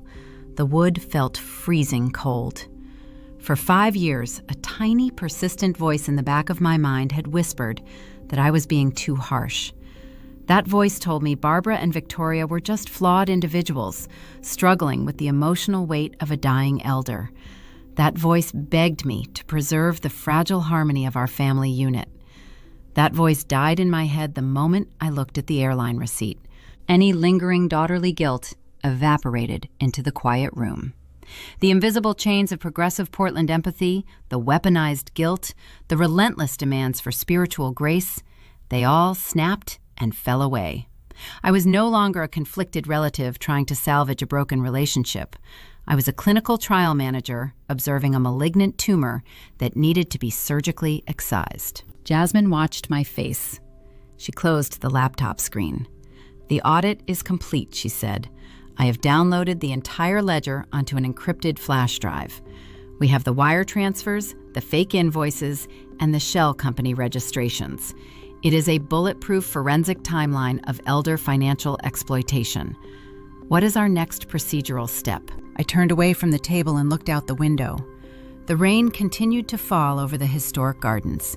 The trap was fully set. We had Dr. Thorne's notarized medical affidavit confirming Helen's pristine cognitive capacity. We had the irrevocable living trust securing the estate. Now we had the audited financial ledger proving grand theft. All we needed was the proper venue to execute the final phase of the protocol. My mother and sister operated on the currency of public perception. They craved an audience to validate their fake devotion. Victoria had already hinted at her plan to secure the conservatorship signatures in front of witnesses to legitimize her hostile takeover. She would want a crowd. She would want a stage. "Thanksgiving is next Thursday," I said. My voice echoed in the dining room, steady and entirely devoid of emotion. Barbara invited the entire extended family. She invited her holistic friends and Victoria's corporate colleagues from Seattle. They want to use the holiday dinner to pressure Grandma into signing the power of attorney paperwork in front of 30 people. They think the social pressure will force us to comply. Jasmine picked up the silver briefcase. A faint, predatory smile touched the corners of her mouth. They are building a theater for their own destruction. I nodded. The narrative pace of our quiet resistance had reached its terminal velocity. I walked Jasmine to the front door and watched her drive away into the dark, rain-slicked streets. I locked the deadbolt and turned back toward the silent house. My family thought they had volunteered me for an endless, unpaid shift. They did not realize they had just hired their own executioner. Thanksgiving morning arrived cloaked in a thick gray mist that rolled off the Willamette River and settled over the historic gardens. Inside the estate, the air was heavy with the scent of roasted root vegetables, organic sage stuffing, and simmering cranberries. Barbara had spent the past 3 days orchestrating an elaborate aesthetic performance. She invited 30 guests to fill the sprawling dining room and adjacent parlor. The guest list was a strategic curation of her holistic wellness circle, extended distant relatives who rarely visited, and several of Victoria's high-powered corporate colleagues who had flown down from Seattle for the holiday. The sheer volume of people was designed to create an inescapable arena of social compliance. My mother and sister understood that public perception was a powerful weapon. They intended to use the crushing weight of polite society to force my submission. I spent the early afternoon in the master suite helping Helen prepare for the ordeal. We selected a soft cashmere cardigan that hung loosely over her frame, enhancing the visual illusion of frailty they expected to see. I checked her vital signs out of habit, but my focus was entirely on the tactical execution of the evening. Helen sat on the edge of the mattress and patted my hand. Her eyes were bright and steady. "Let them serve the main course." Alethea Helen murmured, "Let them pour the wine and gather their audience. A trap only works if the hunter believes the prey is oblivious." I nodded and guided her out of the bedroom. We walked slowly down the long hallway toward the dining room. The moment we appeared, the ambient chatter of 30 guests dropped to a hushed, reverent murmur. Barbara rushed forward wearing a flowing silk tunic. She placed a theatrical hand over her heart and guided Helen to the head of the mahogany table. The dinner unfolded exactly as a staged production would. Crystal glasses clinked. Silverware scraped against fine china. Victoria sat at the opposite end of the table, holding court with her software investors, projecting the image of a benevolent, successful daughter returning home to manage a tragic family crisis. Throughout the meal, Barbara drifted between conversations, quietly seeding the narrative of my grandmother's rapid cognitive decline. I listened as my mother whispered to a distant cousin about Helen's fading memory and the heavy spiritual burden of managing her transition. I sat near the kitchen door eating in silence. I did not correct the lies. I let the false narrative weave its way through the room, knowing the higher they built their pedestal of fake empathy, the harder the eventual fall would shatter their reputations. The turning point arrived just as the plates were cleared for dessert. The heavy brass knocker on the front door sounded. Barbara dabbed her mouth with a linen napkin and walked to the foyer. When she returned, she was accompanied by a woman wearing a stiff gray blazer and carrying a black leather portfolio. The stranger possessed the nervous, rigid posture of a professional who was paid per signature. It was a mobile notary public. Victoria stood up from her chair and tapped a silver spoon against her water glass. The sharp ringing sound commanded the attention of the entire room. The overlapping conversation ceased. 30 faces turned toward the head of the table. "Thank you all for being here today," Victoria began. Her voice was modulated to a perfect pitch of sorrowful responsibility. "Thanksgiving is a time for gratitude, but it is also a time for difficult family transitions. As many of you know, my grandmother has been struggling. Her mind is slipping away from us. It breaks my heart to watch her fade." A collective sigh of sympathy rippled through the holistic wellness friends. Several guests offered Barbara sad, knowing glances. "We cannot let her navigate this decline without a safety net." Victoria continued stepping away from her chair and walking toward Helen. To ensure she receives the proper care and to protect her from her own confusion, we are taking a necessary legal step today. We want to do this in front of our beloved community so there are no secrets. Transparency is the highest form of love. Victoria unlatched her leather briefcase and extracted a thick stack of documents bound in a blue folder. She placed the papers directly on the table in front of Helen. The notary stepped forward and uncapped a pen. "This is a durable power of attorney and a voluntary conservatorship consent form," Victoria announced to the silent room. "By signing this today, Gramma is allowing me to step in and manage her estate, her medical decisions, and her financial future. It is a compassionate transition." The trap was fully sprung. Victoria looked directly at me. Her eyes dared me to object. She had engineered a scenario where any resistance on my part would look like a hysterical outburst. If I argued, I would appear irrational and selfish in front of 30 witnesses. If I stayed quiet, she would secure the legal authority to liquidate the house and empty the retirement accounts by Monday morning. The social pressure in the room was a tangible, crushing weight. Everyone waited for my reaction. I pushed my chair back and stood up. The legs of the chair scraped against the hardwood floor. I did not rush. I smoothed the front of my dress and walked toward the head of the table. My heart beat with a slow, icy rhythm. 5 years of biting my tongue. 5 years of enduring their gaslighting, all distilled into a single moment of procedural execution. "I am afraid we will need to pause this compassionate transition," I said. My voice was level, unhurried, and projected clearly across the silent dining room.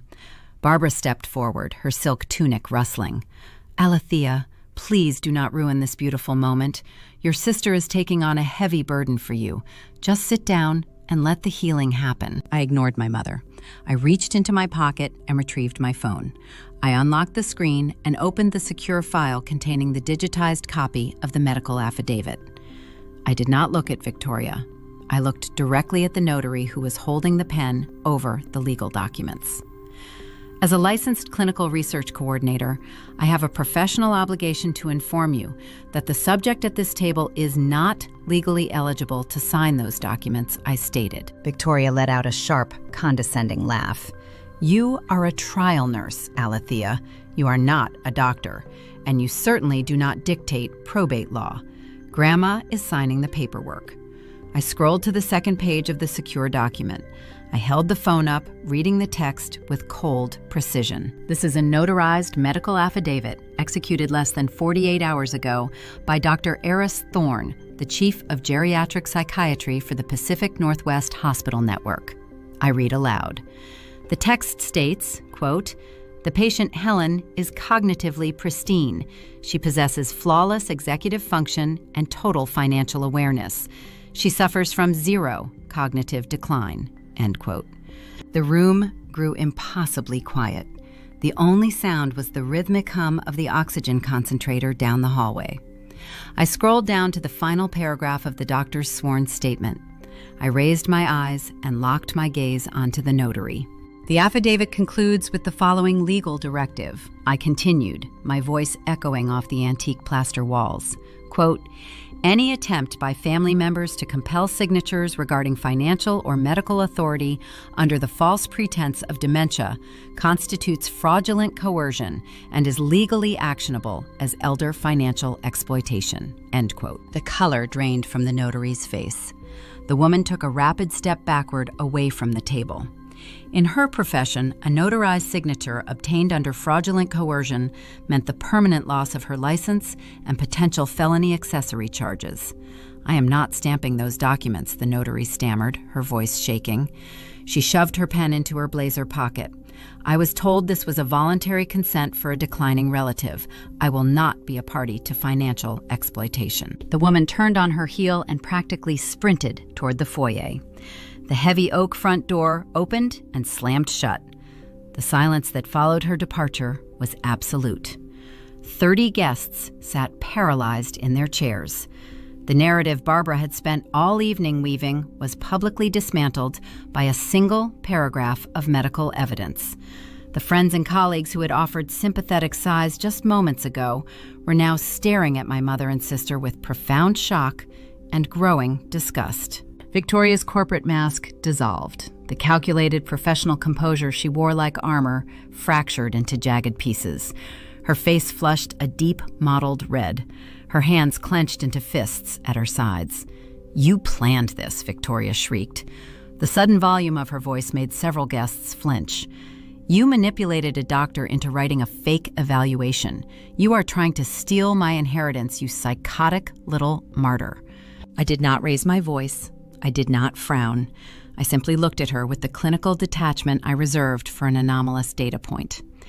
The evaluation is real, Victoria, I replied softly, and you cannot steal something that does not belong to you. Barbara tried to salvage the wreckage. She reached out toward the guests with trembling hands. Please, she pleaded, her voice cracking. There is a misunderstanding. Alethea is unwell. The stress of caregiving has broken her aura. No one moved to comfort her. The guests averted their eyes, staring down at their half-eaten desserts or looking uncomfortably toward the windows. The holistic facade was gone, replaced by the ugly, undeniable truth of their greed. Victoria grabbed the blue folder from the table. She hurled it across the room. The heavy documents scattered across the antique rug. She screamed a string of curses that echoed through the historic estate, shattering whatever residual illusion of spiritual harmony remained in the house. Her tech investors watched their polished, poised founder throw a feral temper tantrum over a thwarted robbery. I stood my ground, my posture relaxed, my phone back in my pocket. By refusing to match her volume, I magnified her instability. The public ambush had failed spectacularly. The immediate legal threat to my grandmother was neutralized, and the social standing my mother and sister prized above all else lay in ruins on the dining room floor. But a cornered animal is the most dangerous kind, and I knew Victoria would not leave Portland without trying to burn my life down with her. The Thanksgiving guests fled the historic estate before the pie was even sliced. Victoria drove her silver sports car back to Seattle that same night, her tires tearing deep ruts into the wet gravel. Barbara locked herself inside the guest suite and refused to come out. The weekend stretched into a hollow, echoing silence. I spent Saturday and Sunday sitting beside Helen's bed, checking her vitals and listening to the steady rain tap against the leaded glass. We had won the public battle, but I knew my sister well enough to understand that a humiliated corporate litigator does not surrender.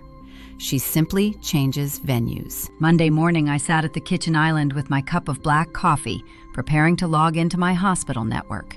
I opened my secure clinical portal to check the overnight data for the pancreatic oncology trial. The screen flashed a red error code. My credentials were unrecognized. I refreshed the page. The same red text appeared. Access denied.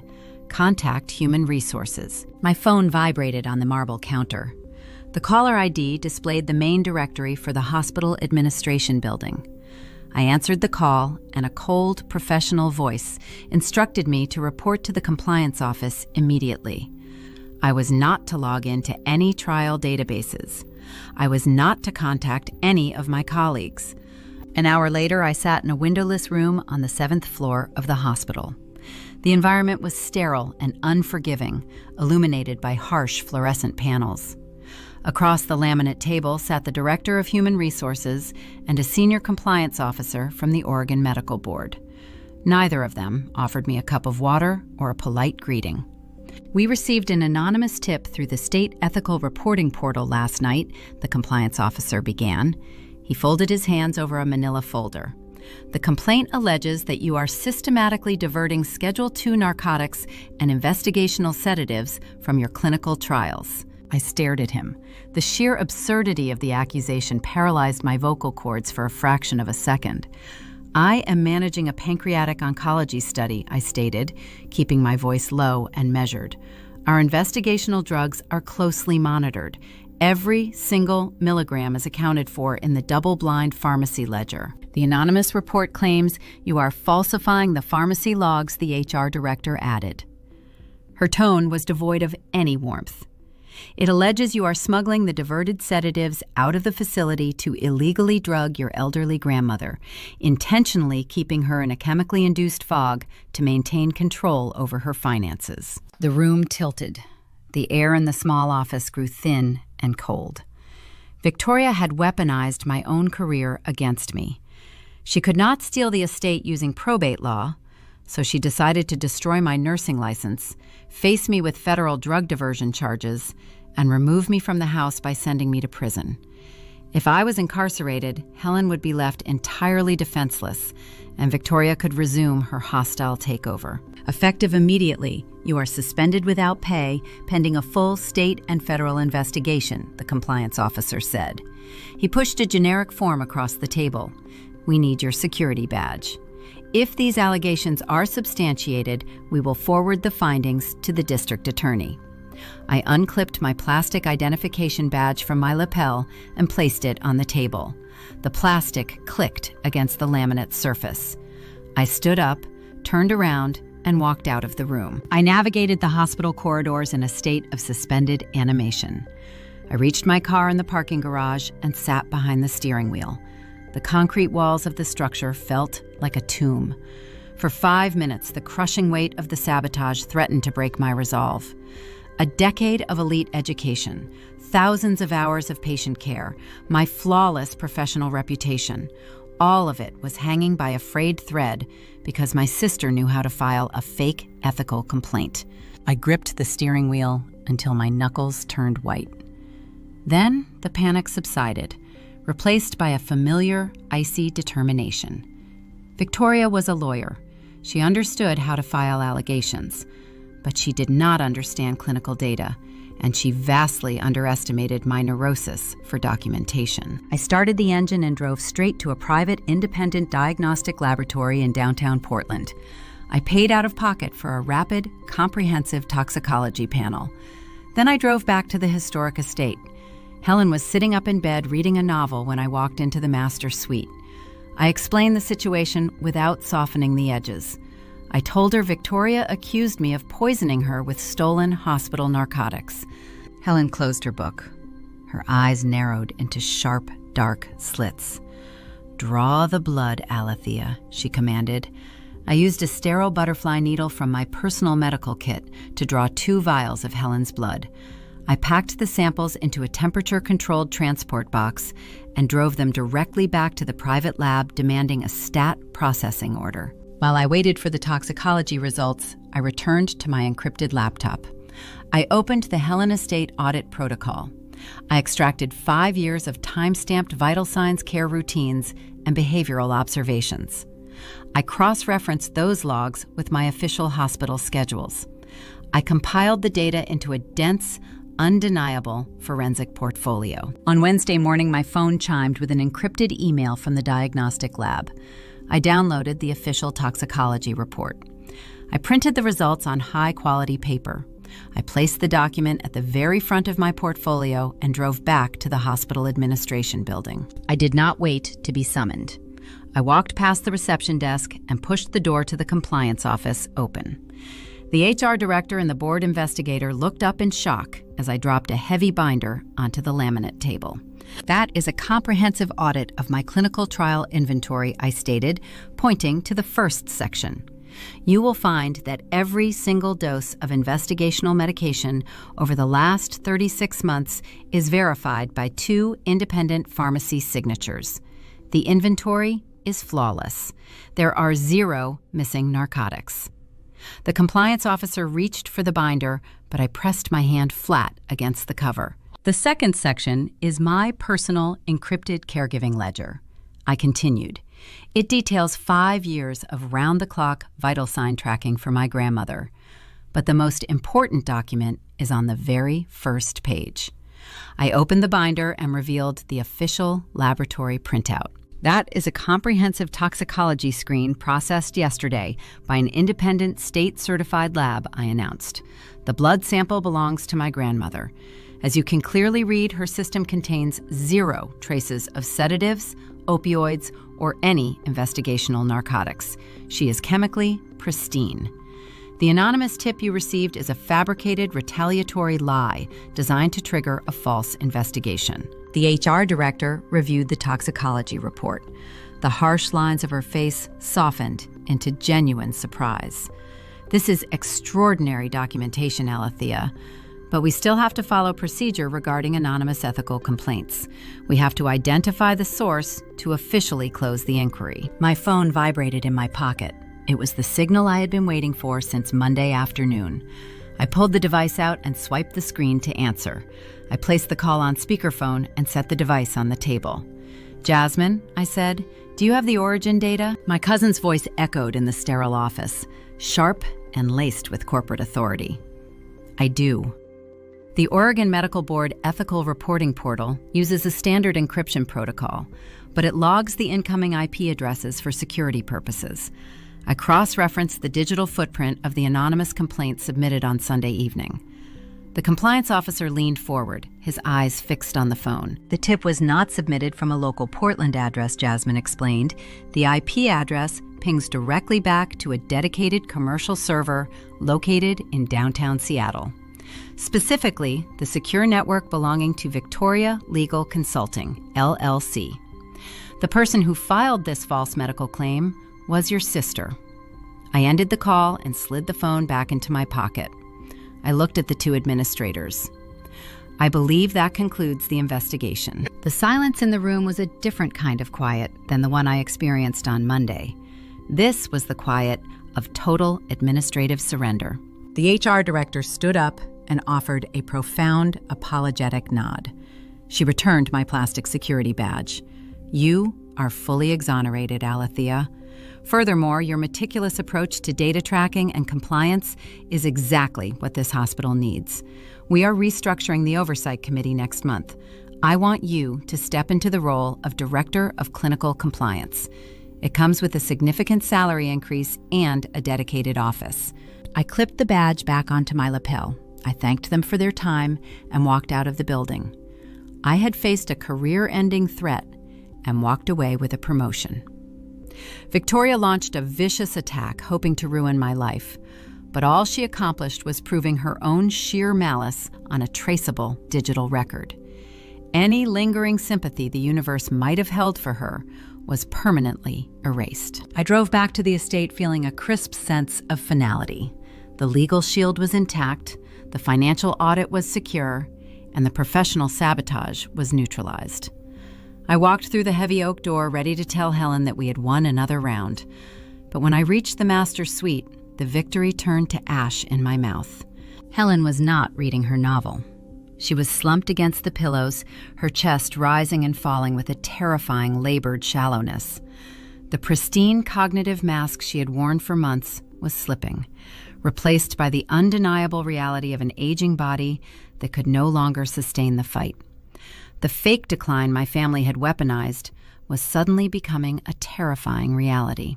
I dropped my hospital bag onto the hardwood floor of the foyer. The quiet victory I carried from the administration building shattered the moment I crossed the threshold of the master suite. Helen was no longer acting. The calculated sharpness in her eyes was gone. A clouded, frantic search for oxygen replaced her usual clarity.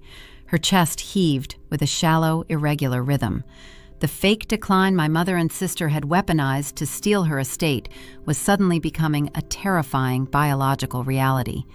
I rushed to the bedside, securing the medical-grade cannula over her ears and cranking the flow dial to its maximum therapeutic output. Her breathing stabilized into a harsh rasp. I held her fragile wrist, feeling her pulse thready and weak beneath her translucent skin. The human body does not respect courtroom victories or financial audits. It follows its own inescapable clock. I contacted the hospital Human Resources Department the next morning. Using my newly appointed leverage as the incoming Director of Clinical Compliance, I secured an immediate, indefinite, formal leave of absence. I transformed the historic bedroom into a fully functional hospice unit. I rented a mechanized bed to elevate her upper body. I arranged for automated medication dispensers and stocked the mahogany nightstands with sublingual morphine, sterile sponges, and liquid nutrition. The battle to protect her assets ended. The struggle to preserve her dignity began. Nursing a loved one at the end of life is not glamorous.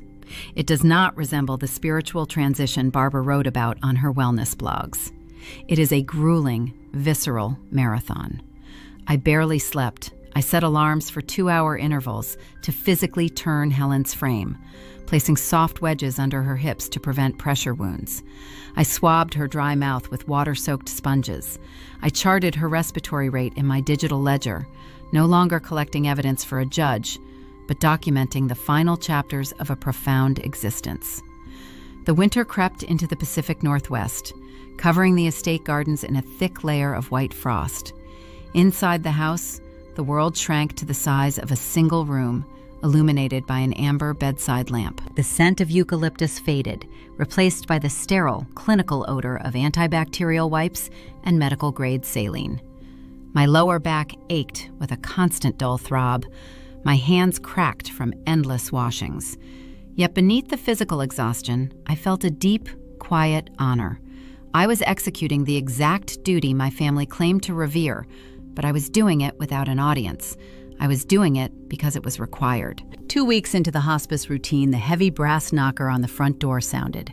I opened it to find Barbara and Victoria standing on the porch.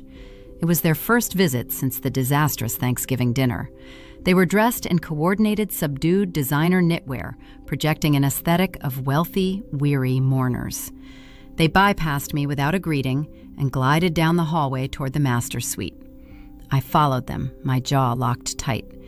Helen was deeply unconscious, sedated by a required dose of pain medication to ease her breathing. She looked painfully thin, her silver hair brushed neatly against the pillow. Barbara did not ask about the dosage schedule. Victoria did not inquire about her oxygen saturation. Instead, my sister pulled a slim smartphone from her designer handbag.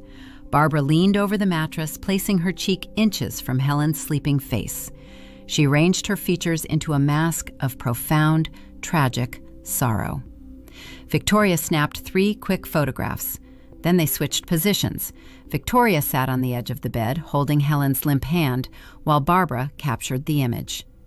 They were manufacturing digital grief.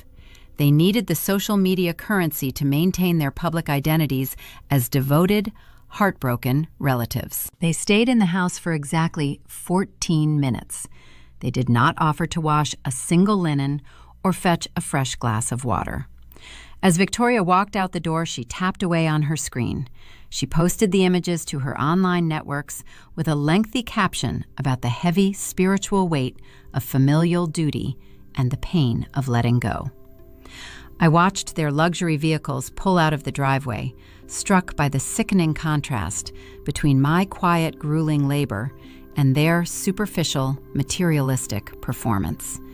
They treated their own mother's deathbed as a photo opportunity. I locked the door behind them and returned to the quiet sanctuary of the bedroom. I sat in the armchair beside the bed, listening to the mechanical hum of the equipment. Hours bled into the evening. The sky outside turned a deep, bruised purple. The frost on the window panes thickened into ice. Just past midnight, the rhythm of Helen's breathing shifted. It grew softer, spacing out into long, quiet pauses. I stood up and leaned over the bed, taking her hand in mine.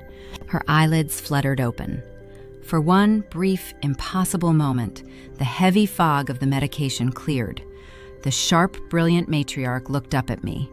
She squeezed my fingers with the last reserve of her strength. "Let them dig their own graves," Helen whispered. Her voice was barely a breath, but the command was unmistakable. It was her final tactical directive. She knew the trap we built in the lawyer's office was waiting. She knew her death would trigger the mechanism. She closed her eyes. 2 minutes later, she exhaled her final breath. The room fell entirely silent, save for the hum of the concentrator pushing air into an empty mask. I did not cry immediately. The grief was too large, too heavy to process in the immediate aftermath. I performed the final clinical duties with profound respect. I bathed her face, smoothed the quilt, and recorded the official time of passing in my ledger. The era of caregiving survival was officially over. The emotional core of the historic estate was gone. I picked up my phone and dialed the mortuary to arrange the transport. As the operator answered the line, the quiet sorrow in my chest began to harden into a cold, unbreakable armor. The physical suffering had concluded, but the impending legal explosion was counting down to zero. My family believed they were about to inherit an empire. They had no idea they were about to inherit their own ruin. The transport vehicle departed the property just before dawn, carrying my grandmother's remains into the cold December morning. The silence that followed was profound, the kind of quiet that settles into the foundation of a house after a long war ends. That peace lasted exactly 6 hours. By noon, Barbara and Victoria descended upon the historic estate, bringing a clipboard bearing event planner and a caterer. The mourning process was immediately hijacked and weaponized into a high society networking exhibition. They did not ask me what Helen might have wanted. They did not consult the careful notes I had kept regarding her favorite local musicians, or the simple, understated burial she once mentioned during a rare, lucid afternoon. Barbara commandeered the arrangements with the frantic energy of a gala chairperson. She booked a sprawling, glass-enclosed botanical conservatory in the West Hills of Portland. She ordered thousands of dollars worth of imported white orchids, justifying the steep carbon footprint by claiming the blossoms possessed a specific frequency necessary to guide Helen's spirit into the next realm. Victoria viewed the funeral through a different lens. For my sister, the memorial was a prime opportunity to rehabilitate her fractured public image and court new venture capital for her sinking software firm. She invited senior partners from her Seattle law firm, wealthy tech investors, and local politicians. The guest list swelled to over 200 people. The gathering transformed from a solemn tribute to an elite corporate mixer dripping with performative grief. I received the printed program on the morning of the service. I stood in the foyer of the estate, tracing my finger over the heavy, textured cardstock. The schedule of speakers was listed in embossed silver ink. Barbara's name was printed at the top, followed by a spiritual guide from her retreat center, and concluding with a keynote eulogy delivered by Victoria. My name did not appear anywhere on the itinerary. I had spent half a decade bathing the deceased, managing her oxygen, and tracking her vital signs through endless, sleepless nights.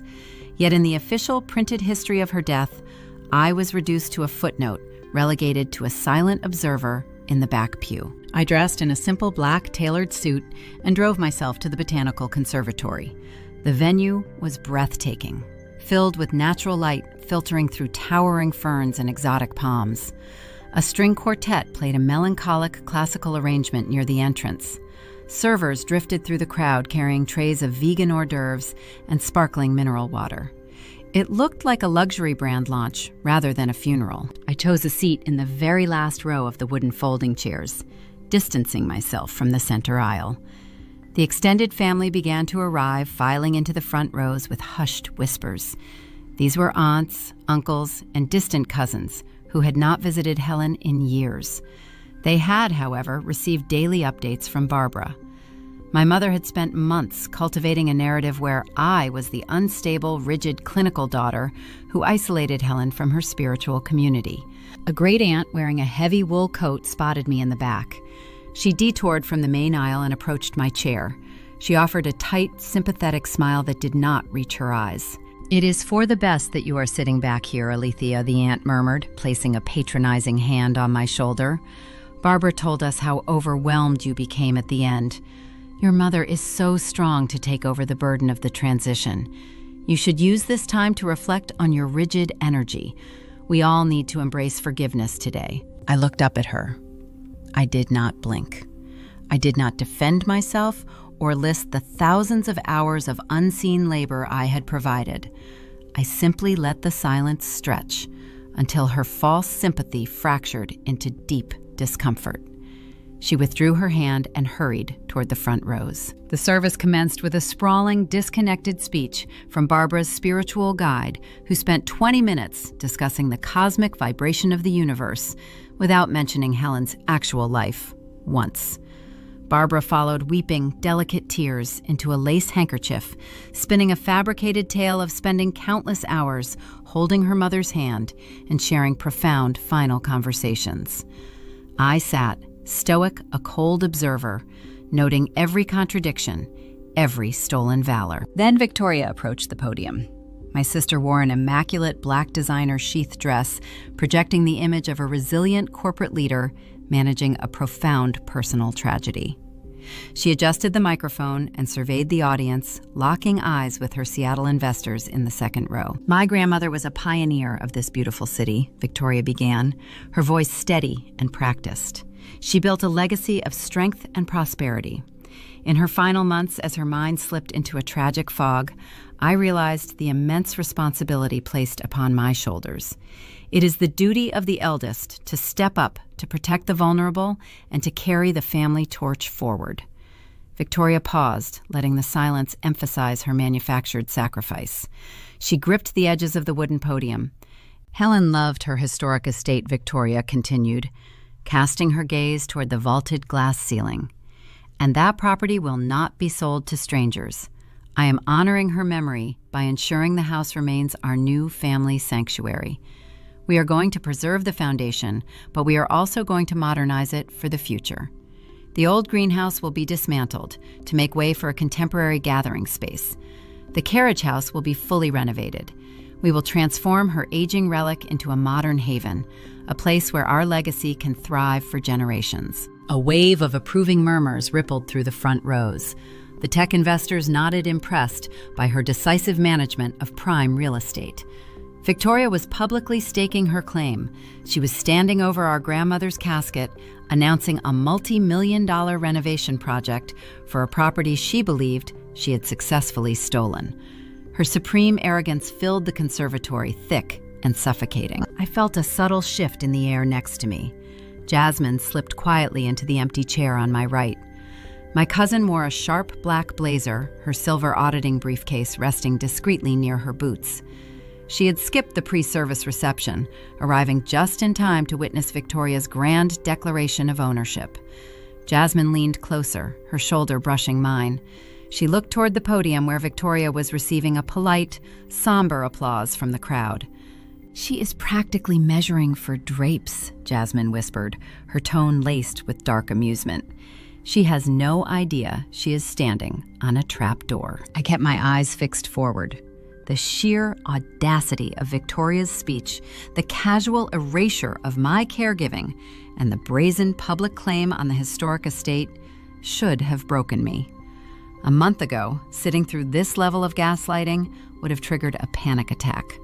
Now, armed with the notarized medical affidavit, the audited financial ledger, and the irrevocable trust secured in a subterranean vault, I felt nothing but a glacial, terrifying calm. "Let her remodel the house in her head," I replied, my voice so low only Jasmine could hear it.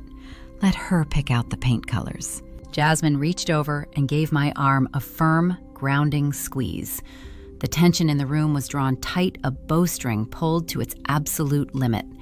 The antagonists were basking in the peak of their assumed victory, surrounded by a compliant audience, convinced they had outsmarted the quiet clinical nurse in the back row. They believed the game was finished. They were blind to the reality that the true reckoning had not yet begun. "Just wait," Jasmine murmured, settling back into her chair. The service concluded with a catered reception.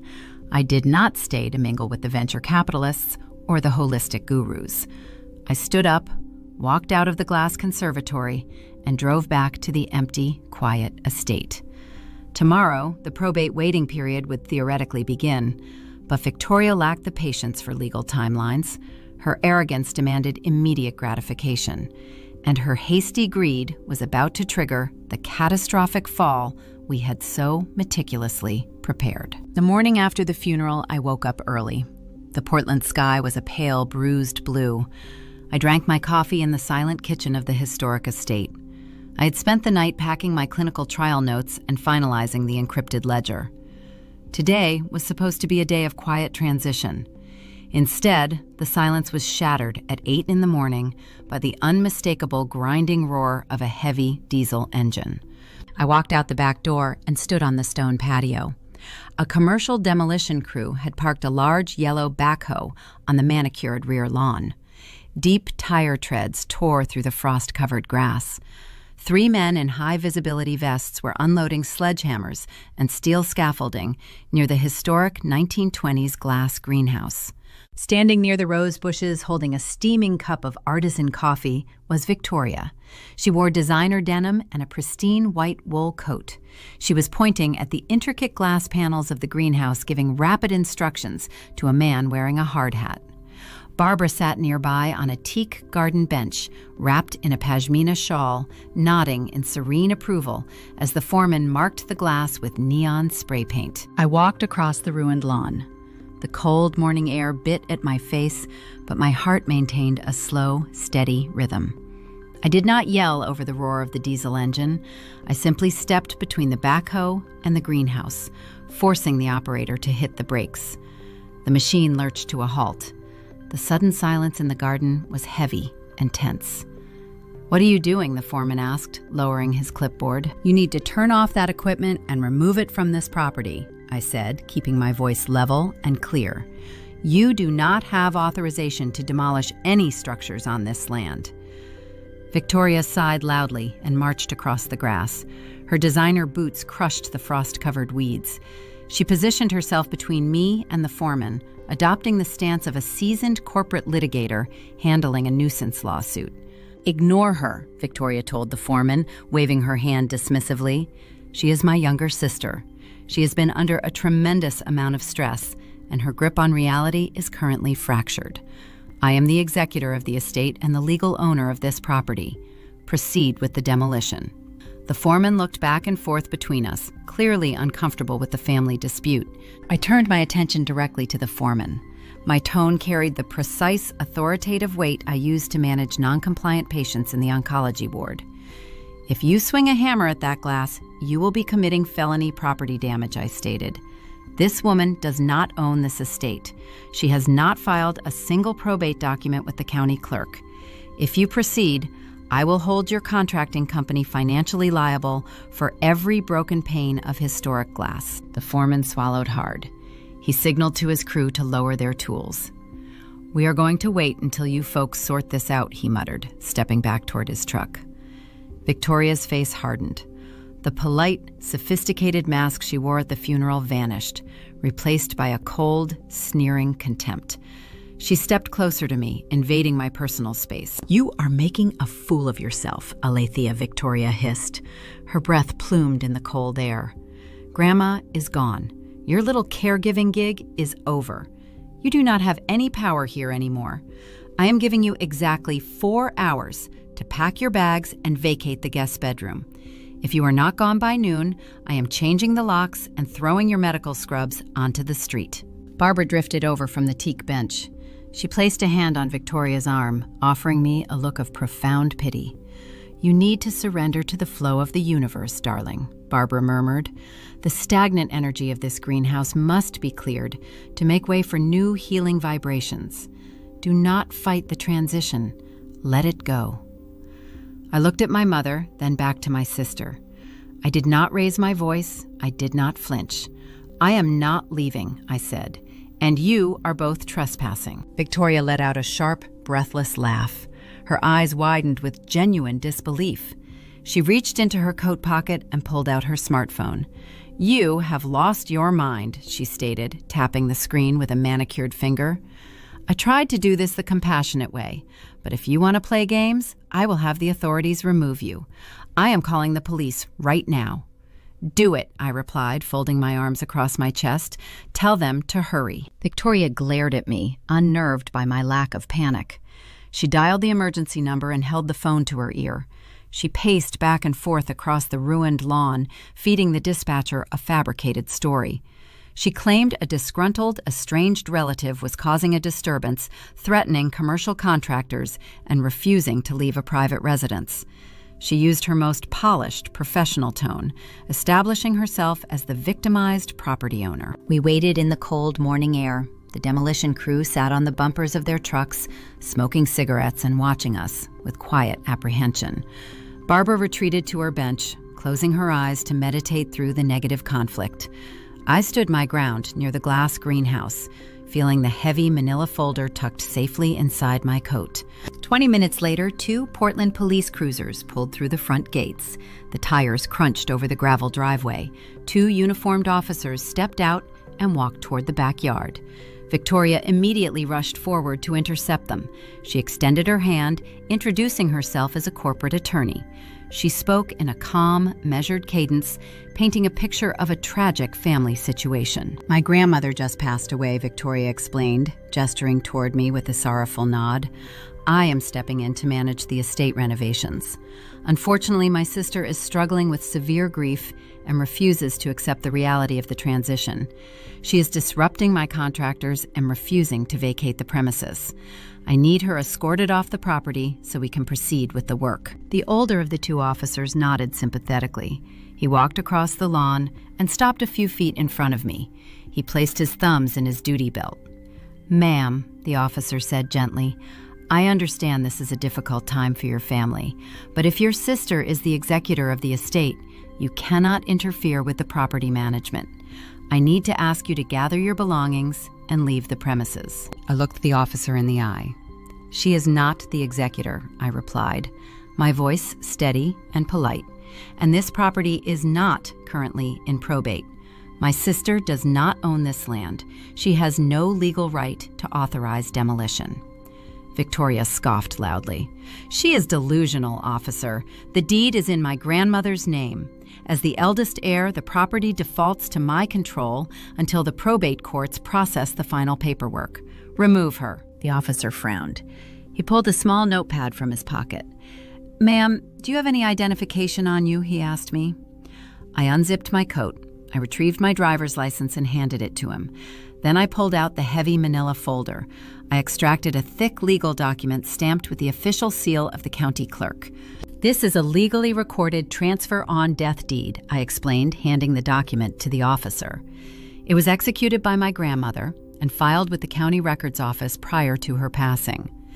As of her time of death, the full legal ownership of this historic estate transferred directly to me. It bypasses probate entirely. I am the sole owner of this property. The officer reviewed the document. His eyes scanned the crisp legal text, the notarized signatures, and the raised county seal. He pulled his radio from his shoulder and requested dispatch to verify the deed status with the county clerk's office. We stood in tense silence. Victoria crossed her arms, her face pale but defiant. "It is a fake," she muttered, though her voice lacked its previous confident bite. "She printed something off the internet. It means nothing." The radio crackled. The dispatcher confirmed the recording number. The deed was authentic. Filed and legally binding, the property belonged exclusively to Alethea Elizabeth. The officer handed the documents back to me. He turned around and faced Victoria. The sympathetic demeanor he previously displayed was gone, replaced by strict law enforcement protocol. "Man," the officer said to Victoria, According to county records, your sister is the sole legal owner of this estate. You do not have the authority to order demolition, and you do not have the right to be here without her permission. You and your contractors are trespassing." The foreman did not wait for another warning. He whistled sharply to his crew. The men scrambled into their trucks, threw the backhoe into reverse, and drove off the lawn as fast as the heavy machinery allowed. They wanted no part in a felony property dispute. Victoria stood frozen, her reality fractured. The entire legal framework she had built in her mind, the guaranteed inheritance, the multi-million-dollar real estate flip, shattered into jagged pieces on the frost-covered grass. Her eyes darted from the retreating trucks to the police officers, and finally to me. "No," Victoria shouted, her voice shrill and desperate. "This is illegal. You forged those signatures." Grandma was out of her mind. She did not know what she was signing. "You manipulated a dying woman to steal my inheritance." Barbara abandoned her meditation. She ran across the lawn, her pashmina shawl trailing behind her in the mud. "Alethea, what have you done?" Barbara cried out, her spiritual facade crumbling into raw panic. "This house belongs to the family. You cannot take it for yourself." I looked at my mother and my sister. They were unraveling in front of two police officers, exposing the ugly truth of their greed. I did not forge anything I said, keeping my voice clinical and cold. The documents were drafted by Silas Montgomery, one of the top estate litigators in Portland, and they were authenticated by an independent geriatric psychiatrist who swore, under oath, that Grandma was of pristine sound mind. Victoria lunged forward, her hands curled into claws. The younger police officer immediately stepped into her path, holding up a hand to stop her advance. "Step back, ma'am," the officer warned, his hand resting near his belt. "You need to leave the property right now, or you will be placed under arrest for trespassing." Victoria stopped. Her chest heaved. Her designer coat was splattered with mud from the ruined lawn. "I demand a formal will reading," she screamed, pointing a trembling finger at me. "I am calling Silas Montgomery. I am hauling you into court. I will spend every dime I have to prove those documents are fraudulent." I placed the manila folder back inside my coat. I looked at her with the same detached observation I gave to a failed clinical trial. "You do not need to call Silas," I replied quietly. "He is already expecting us." "The formal reading is scheduled for 2 o'clock this afternoon at his downtown office. You are welcome to attend, Victoria, but you are going to leave my property right now." The officers escorted them to their vehicles. I stood near the historic greenhouse and watched their luxury cars retreat down the gravel driveway, escorted by a Portland police cruiser. The initial skirmish was over, but the true devastation, the forensic trap we had built in the subterranean vault, was waiting for them in the city. The elevator doors slid open on the 40th floor of the downtown Portland high-rise. I walked into the reception area of the law firm with Jasmine walking a half step behind me. She carried her silver auditing briefcase. The receptionist escorted us silently down the corridor toward the corner conference room. When we entered, Barbara and Victoria were already seated on the far side of the massive, polished granite table. The morning eviction at the historic estate had clearly enraged my sister, but the drive into the financial district had given her time to reconstruct her corporate armor. Victoria wore a fresh, tailored blazer. She was sipping sparkling mineral water from a crystal glass. Her posture radiated smug certainty. She believed the police incident was a temporary hurdle, a minor delay in her inevitable victory. Barbara sat next to her, adjusting a woven shawl, her face set in a tight mask of forced tranquility. Silas Montgomery sat at the head of the table. The senior estate litigator wore a dark, immaculate suit. His hands rested flat on a thick leather portfolio. He did not offer condolences. He did not ask how anyone was feeling. He operated entirely on the currency of legal execution. I pulled out a heavy leather chair and sat directly across from my sister. Jasmine took the seat beside me, placing her silver briefcase onto the granite surface with a soft thud. Victoria did not wait for Silas to begin. She set her water glass down and leaned forward, adopting the tone of a senior partner directing a junior associate. "Let us make this quick.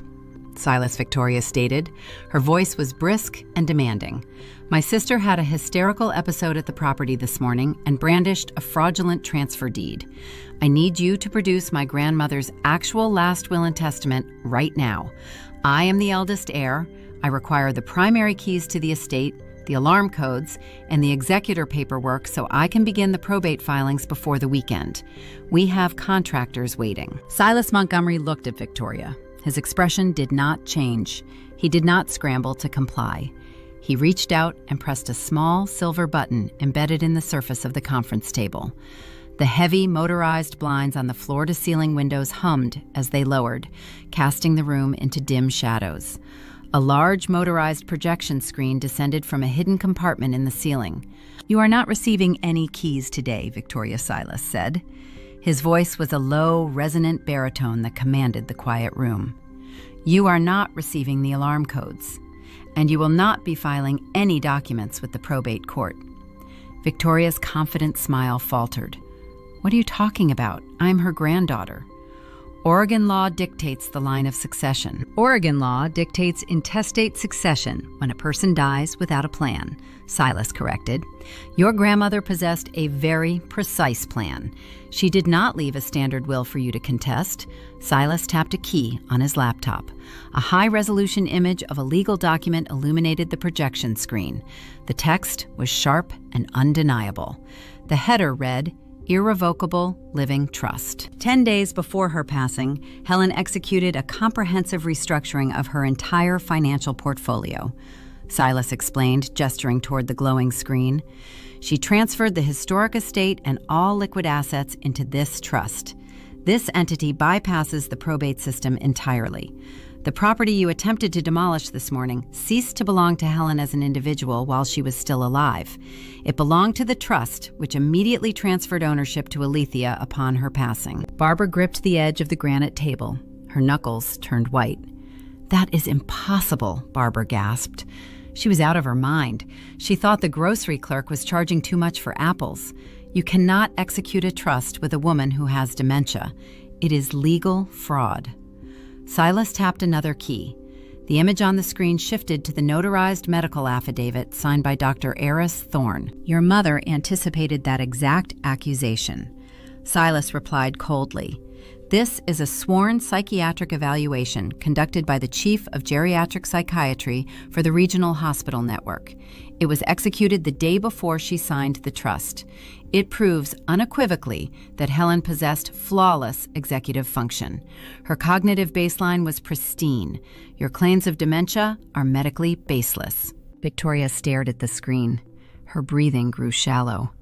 She realized her primary strategy, the assumption of cognitive decline, was legally dead. But she was a litigator. She pivoted her attack instantly. "Fine," Victoria snapped, her voice rising in pitch. She was competent. But that just means Alethea exerted undue influence over a vulnerable elder. My sister isolated her, manipulated her, and forced her to sign away our family legacy. I will file a civil suit for undue influence tomorrow morning. I will tie that trust up in litigation for 10 years. You will never see a dime, Alethea. Silas Montgomery leaned forward. The predatory spark I had seen during our first meeting returned to his dark eyes.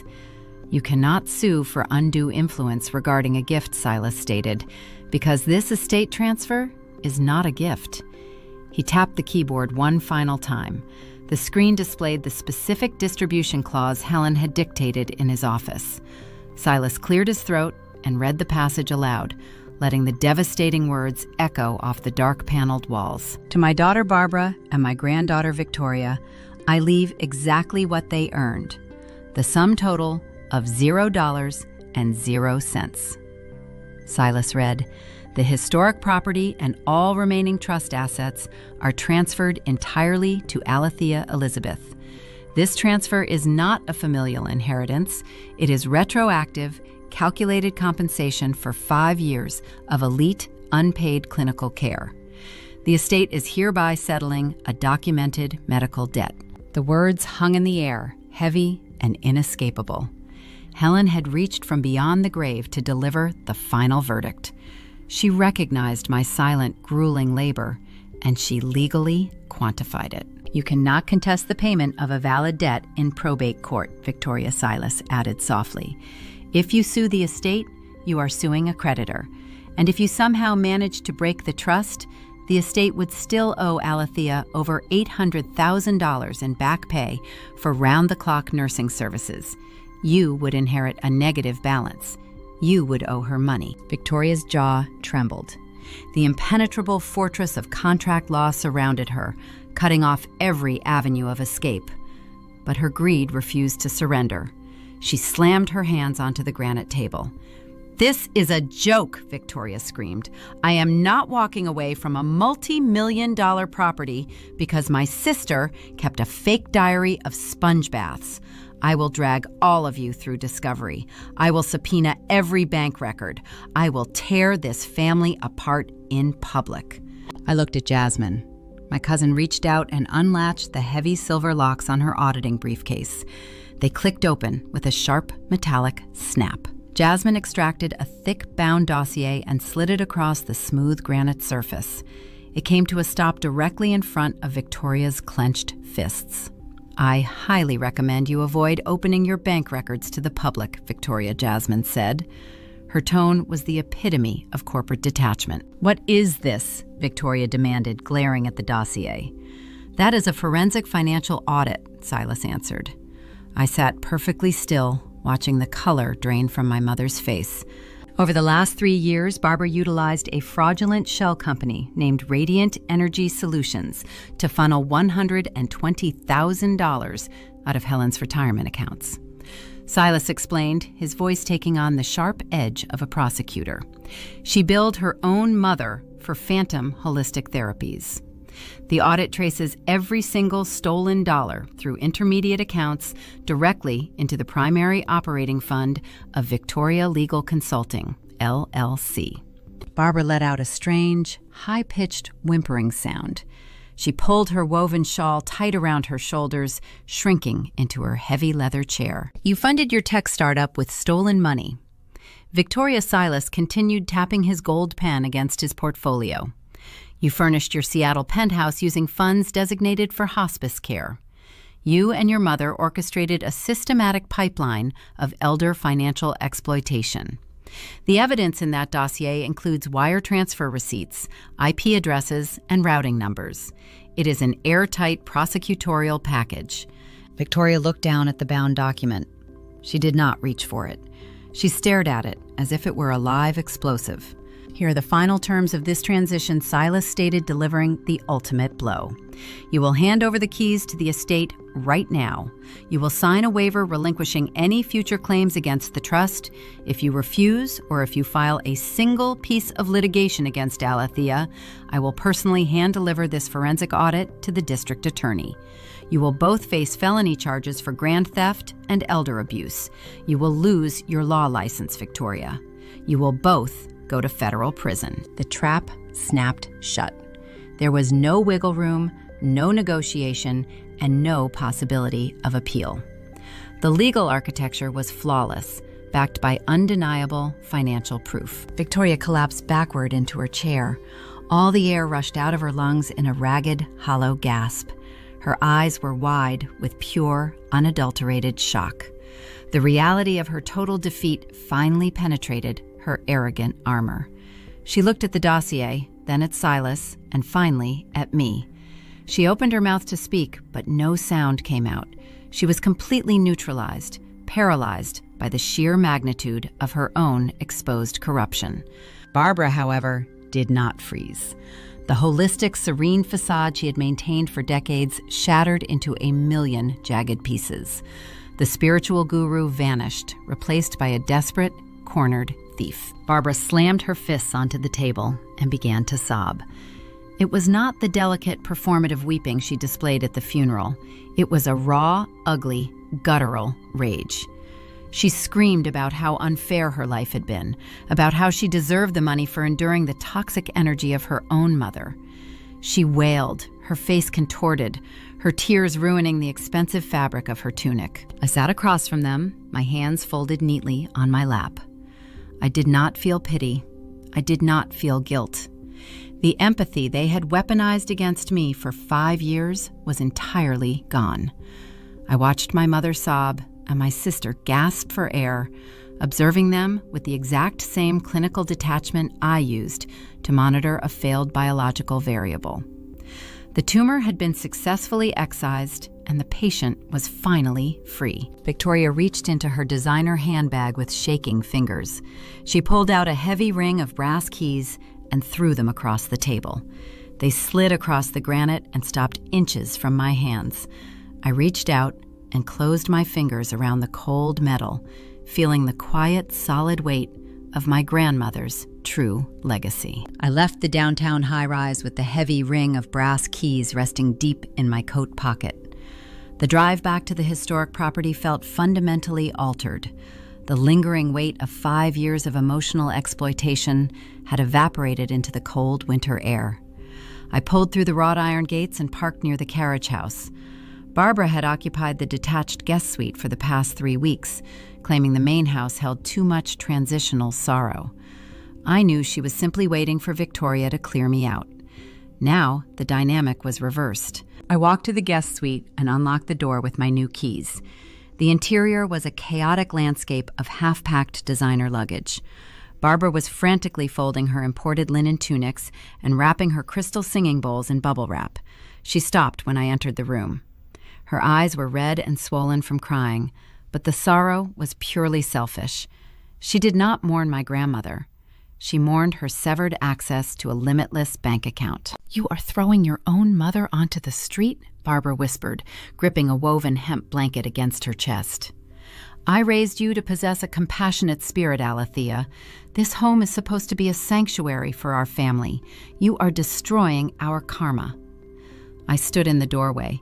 The weaponized guilt that used to paralyze my vocal cords held zero power over me. I looked at the stolen vintage Cartier watch still wrapped around her wrist. "Leave the watch on the dresser, Mom," I said. My voice was calm and steady. "Silas gave you 48 hours to vacate the premises before he files the financial exploitation charges with the district attorney. You have 20 minutes. Barbara stared at me. She searched my face for any trace of the compliant, exhausted daughter she had manipulated for half a decade. She found nothing but the cold, procedural gaze of a clinical trial manager. Her hands shook as she unclasped the gold watch and placed it on the wooden dresser. She zipped her suitcases, dragged them past me without another word, and loaded them into her hybrid vehicle. I stood on the driveway and watched her drive away. I did not feel a single pang of regret. I locked the guest house and walked back to the main estate. The legal trap we built in the law office executed its design flawlessly over the next month. Victoria returned to Seattle, desperate for capital to save her failing software company. Without the historic estate to leverage, her startup faced an immediate liquidity crisis. Her primary investors demanded a full accounting of the initial seed money. In a desperate attempt to buy time, Victoria filed a motion in a Washington civil court attempting to restructure her business debt. That legal maneuver proved to be her ultimate undoing. During the discovery phase of the civil hearing, the opposing counsel subpoenaed her corporate operating accounts. The forensic invoice Jasmine had audited became a mandatory piece of the public legal filing. The meticulous paper trail of fake holistic invoices and stolen retirement funds was entered into the public record for every corporate litigator in Seattle to read. The fallout was swift and merciless. Victoria's prestigious law firm did not tolerate partners embroiled in documented elder financial abuse. The senior partners convened an emergency board meeting and severed her partnership within 24 hours. Her tech investors pulled their remaining capital and filed separate fraud charges against her shell company. The sleek, minimalist penthouse she had furnished with Helen's hospice funds was listed for short sale to cover her mounting legal debts. Victoria spent her entire adult life chasing corporate wealth and projecting an image of untouchable success. The clinical documentation of her own greed dismantled her empire in a matter of weeks. Barbara faced a different kind of ruin in Portland. The progressive, eco-conscious community she worshipped operated on a strict currency of authentic empathy and spiritual integrity. The holistic circles in the Pacific Northwest are tight-knit, and gossip travels faster than a winter storm.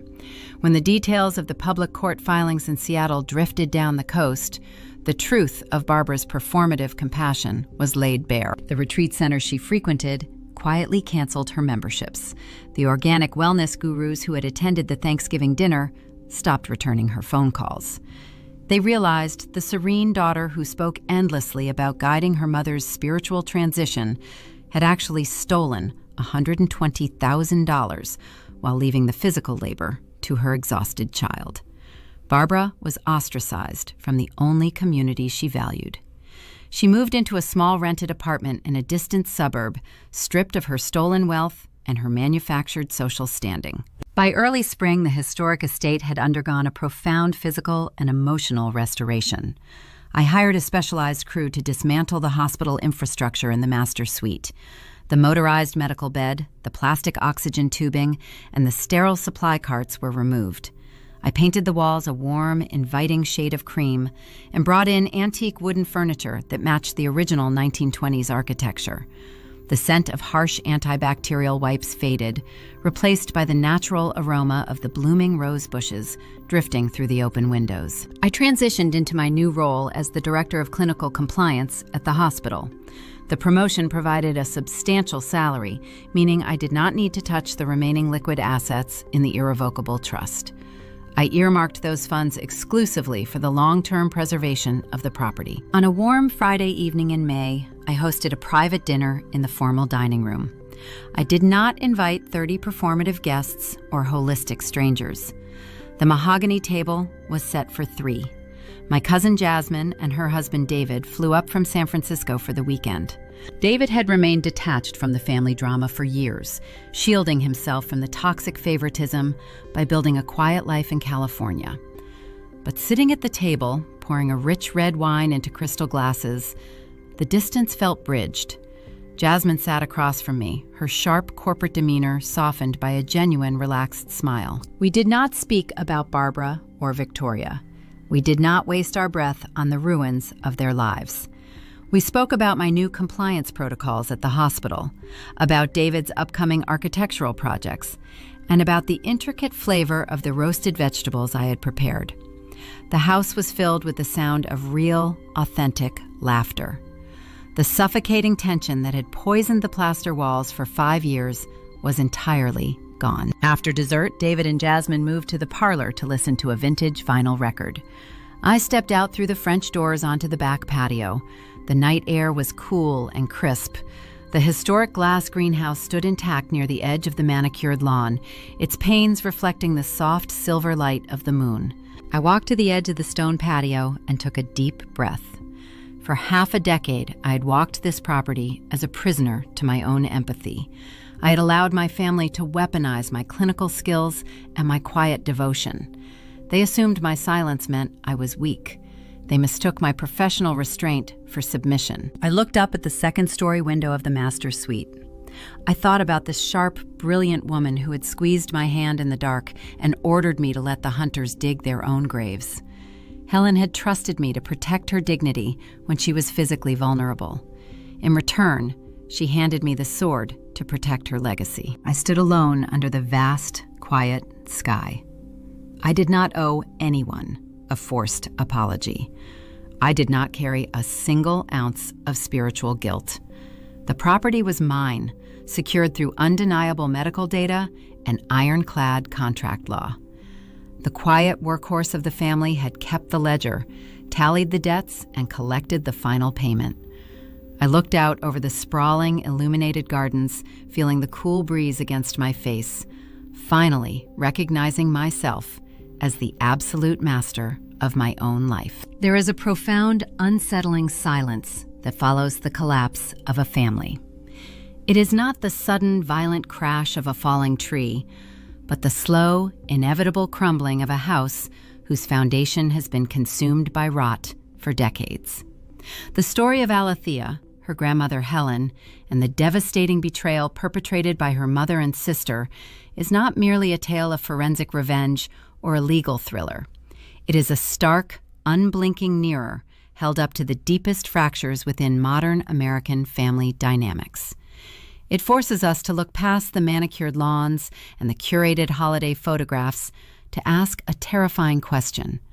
What happens when the people who are supposed to protect us decide that our empathy is a resource to be mined, exploited, and ultimately discarded? Through the lens of this quiet, devastating tragedy, we are called to examine the very fabric of our traditional family structures, our parenting values, and the spiritual decay that often hides behind the mask of material success.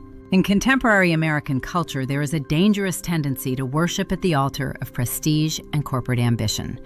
We celebrate the child who leaves home, secures the corner office in Seattle, and amasses wealth, often turning a blind eye to their ethical deficits. Meanwhile, the child who stays behind, the one who possesses the deep-seated empathy required to care for an aging elder, is routinely taken for granted. For parents, the most vital lesson pulled from the wreckage of this story is the catastrophic danger of toxic favoritism and the cowardice of prioritizing family harmony over actual justice. Barbara, the matriarch, weaponized Portland's progressive, compassionate culture to enslave her youngest daughter. She demanded spiritual grace while committing financial theft. Raising children with a foundation of honesty and fairness means recognizing that a quiet child is not a limitless well of sacrifice. Parents must understand that forcing one child to bear the grueling, unpaid physical and emotional weight of family duty while allowing another to chase corporate prestige unburdened is not parenting. It is emotional extortion. True family responsibility requires parents to hold their most successful children accountable and to fiercely protect the boundaries of their most empathetic children. If you build your family's peace on the silent, unacknowledged suffering of one child, you have not built a sanctuary, you have built a prison. And eventually, the prisoner will learn how to pick the lock. For young adults navigating the complex, often guilt-ridden expectations of traditional family roles, Alethea's journey is a masterclass in survival. Society conditioning often dictates that to be a good son or daughter, one must endure endless mistreatment with a forgiving smile. We are taught that self-sacrifice is the highest form of love. Alethea's story violently rejects that notion, offering a crucial paradigm shift. Empathy without boundaries is merely self-destruction. From Alethea, the youth can learn the indispensable value of niluk, resilience, and willpower, combined with trithwe, wisdom. When she realized her family was exploiting her, she did not dissolve into hysterical tears, nor did she engage in screaming matches that would only feed their narrative of her instability. She stepped back. She documented. She transformed her silent suffering into a clinical, undeniable shield. She teaches us that true strength does not lie in enduring abuse forever. It lies in the quiet, methodical preparation required to stop it. Your worth is not defined by how much pain you can absorb for the sake of your family's convenience. You have the right to demand compensation, whether emotional, physical, or financial, for the energy you pour into the people you love. When we observe this tragedy through the perspective of a spiritual seeker, Unglei Tu Dao, the story transcends a simple legal dispute and becomes a profound commentary on the state of the human soul in modern society. We live in an era where wellness and spirituality are frequently commodified. Barbara adorned herself in linen, drank organic kombucha, and spoke endlessly of cosmic vibrations and chakra alignments, all while systematically stealing a dying woman's life savings to fund designer furniture. This is the ultimate societal hypocrisy. True cultivation of the self, Tu Sua Jin Min, is not an aesthetic. It cannot be purchased at an expensive silent retreat in the mountains. True morality, Dao Duk, is found in the unglamorous, grueling, invisible moments of human existence. It is found in washing a sick elder at 2 a.m. It is found in telling the truth when a lie would be vastly more profitable. A true spiritual path requires us to look inward, to relentlessly audit our own greed, our own selfishness, and our own desire for status. We must cultivate the wisdom to see the world as it truly is, the morality to do what is right, even when it is physically exhausting, and the willpower to stand immovable against the tide of corruption, even when that corruption shares our own bloodline. The antagonists in this story possessed immense material wealth and societal status, yet their souls were utterly bankrupt. In the end, the universe, or the law, stripped them of everything, because a house built on lies cannot stand the harsh light of truth. If stories of profound justice, quiet resilience, and the relentless pursuit of the truth resonate with you, make sure to follow Morning Revenge. We explore the darkest corners of family dynamics and celebrate the quiet warriors who finally hand out the receipts. Join our community and never miss a moment of the reckoning. We are told from the moment we are born that blood is thicker than water. We are indoctrinated with the belief that family is an unbreakable sacred bond, a permanent safety net woven by genetics and shared history.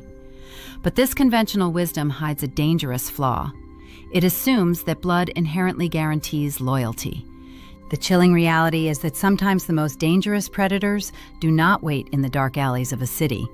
They sit across from us at the Thanksgiving table, offering us a second slice of pie while calculating the exact liquidation value of our sanity. Perhaps the truest, highest expression of love is not endless forgiveness.